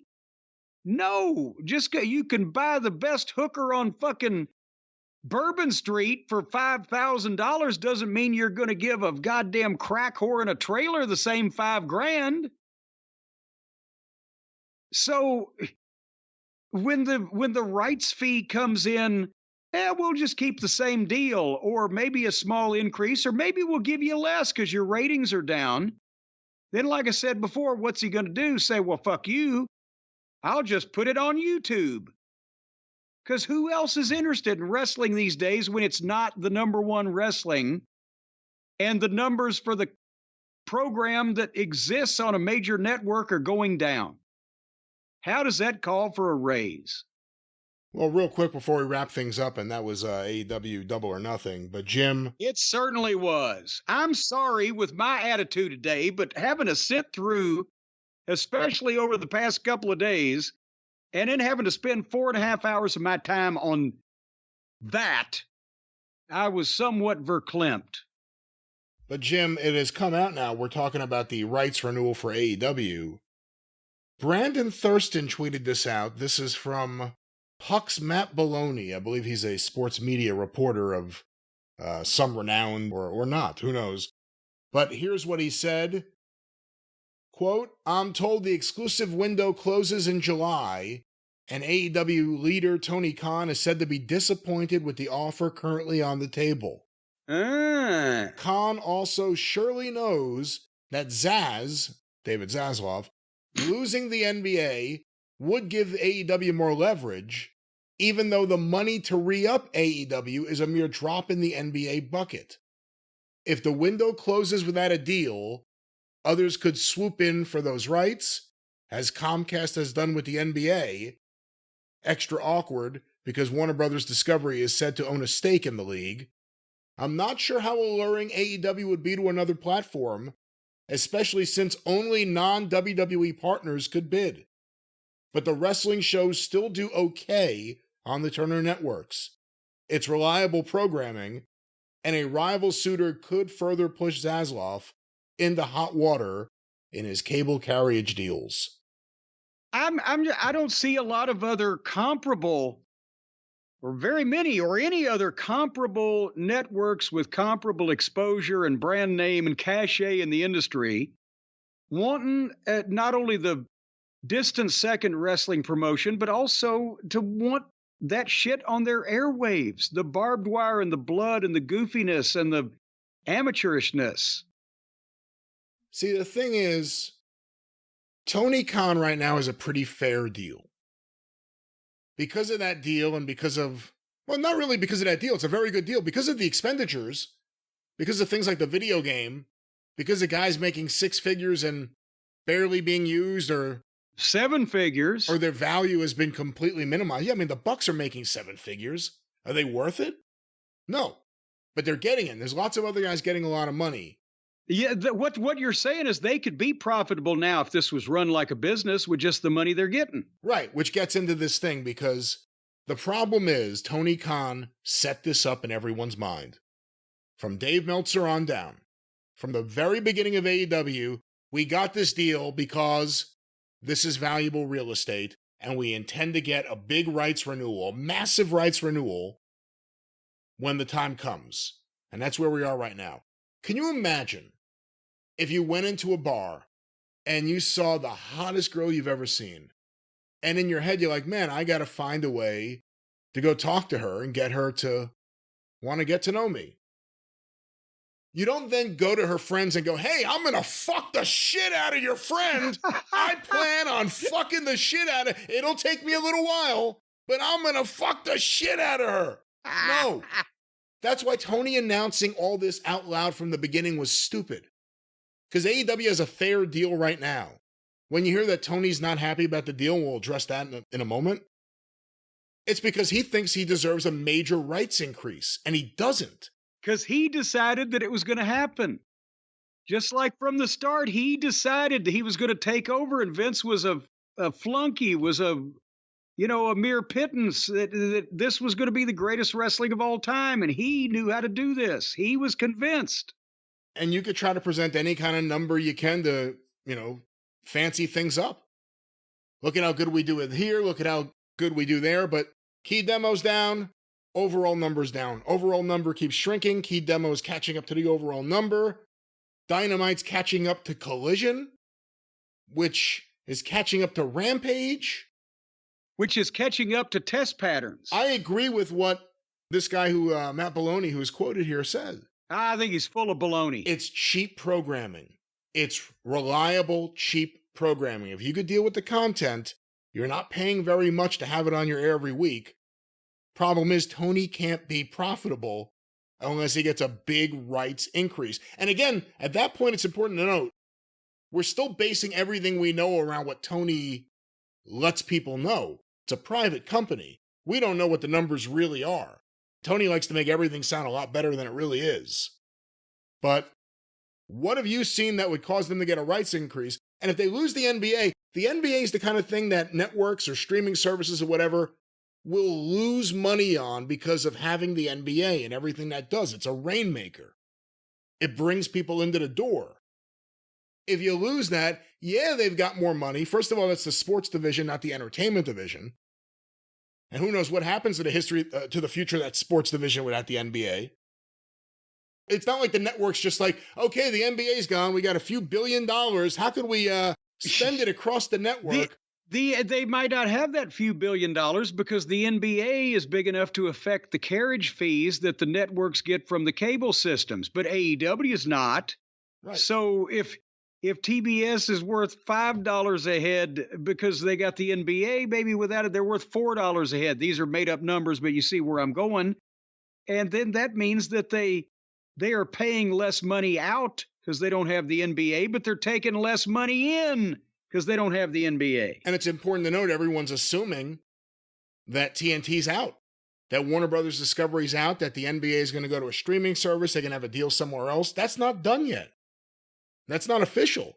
But a lot of people saying it. But if they come back in and they have to pay even more than they expected to keep the NBA, because it's that important, like you said, you just gave incredible, valid reasons. Who knows how much extra money there'll be at that point? It's not like it's going to be, okay, we're paying more for the NBA, so now there's more for you too. No, that's not how it works. Now we're paying more for the same thing that we had that we have to have, so we got to cut back on some of the frivolous expenditures. AEW has nothing but frivolous expenditures. And they could be profitable right now, and they're not. For Tony Khan's roster reasons. Does that mean that Tony Khan is a roster-farian? If they want to continue and not lose as much money as they've been losing, they need to somehow get that company into some sort of realistic financial setting, because you're not going to get a massive increase multiple times over. You'll be lucky if you get, I don't want to put a number on it, but you're not going to get a big increase. You're not going to get the video game to all of a sudden do well. It's now being given away for free. Well, now, wait a minute. If a lot of people discover how much fun it is because they can play it for free, won't they go out and spend $30 or $40 on it? On what? The game they already have for free? Yeah. Yeah, no. Oh. They'll have to wait for the next game to come out, which will never come out, because why would they ever do another fucking game? And at this rate, it would be Boston's third album anyway. It'd take 5 years. So that's the point. And, again, too, you look at Ring of Honor. Tony never got a TV deal for Ring of Honor. He says it was because he was loyal to TBS. It seems to be a one-sided thing. They didn't say, hey, you bought this Ring of Honor, you better not put it anywhere. That's not what we've heard. Tony wanted to be loyal to them and not put it anywhere, which is a nice way of saying he didn't have anywhere to really put it. Although we did hear didn't they turn down, where's NXT going? CW. Channel 11, yeah. WB. That's right. Whatever it is these days. I mean, can you imagine? They may have just, if they'd gotten on CW, they would have probably just pissed off another network into not want another wrestling program, because however much we take to task the AEW program, it's the big brother of the Ring of Honor program that also Tony's responsible for. So it would be the same bad wrestling with even smaller names. Well, Jim, that network would not be happy. But go ahead. Jim, I have a report here from the Wrestling Observer newsletter site. AEW denies disappointment with first WBD TV rights renewal offer by Josh Nason. AEW has denied a Monday night report from Puck that the first offer made by WBD towards a new TV rights deal was disappointing. According to Dave Meltzer, AEW sources have told him that the first offer was not disappointing to Tony Khan. I wonder what sources those are. Who's that source? But that the two sides have yet to reach any deal.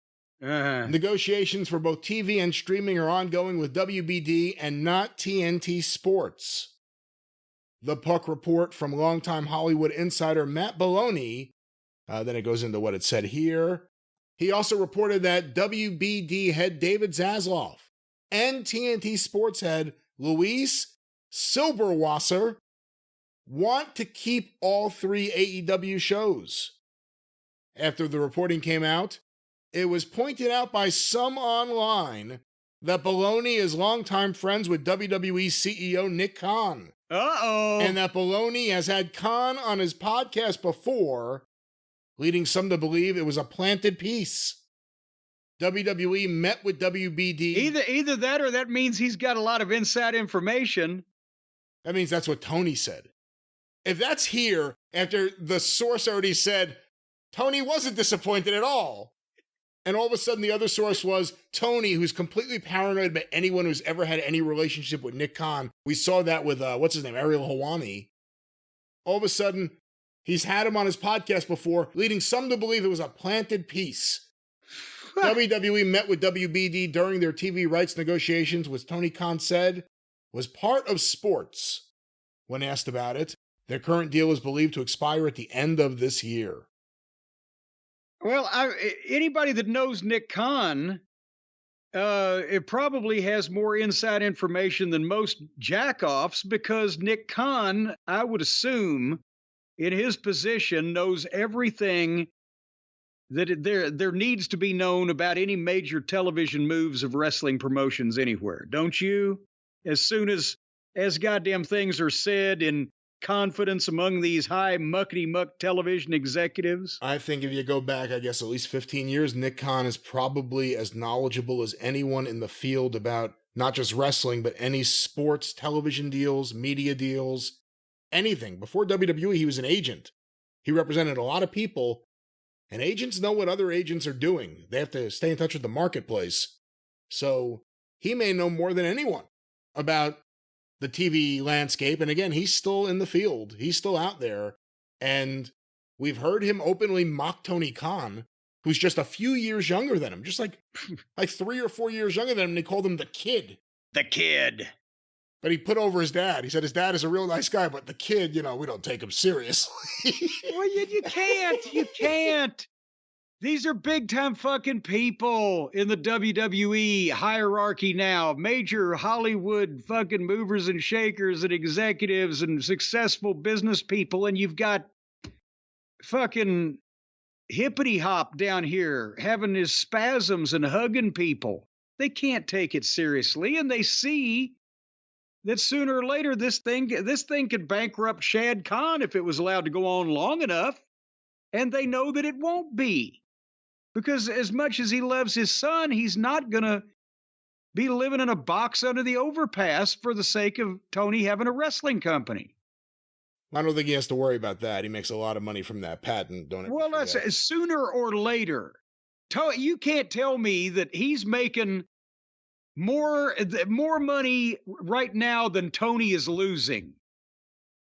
I'm sure he's got a big bank account, and I'm sure he makes a lot of money, but can he be making it as fast as Tony is losing it over the last 4 or 5 years? Multiple times over, yes. Good Lord. For a car bumper? One that everyone who is going to sell that kind of car would ever need to use, yeah.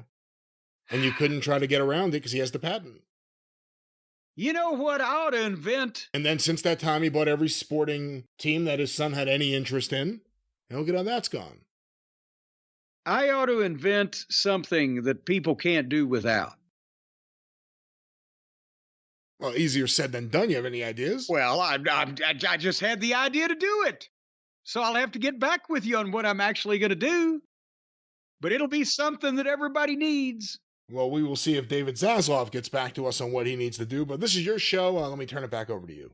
Well, in that case, folks, we're going to be back in a few days with the start of our regular programming again. And we're sorry for the delay, and anybody really upset about it can put your lips together and attach them to my big fat white ass.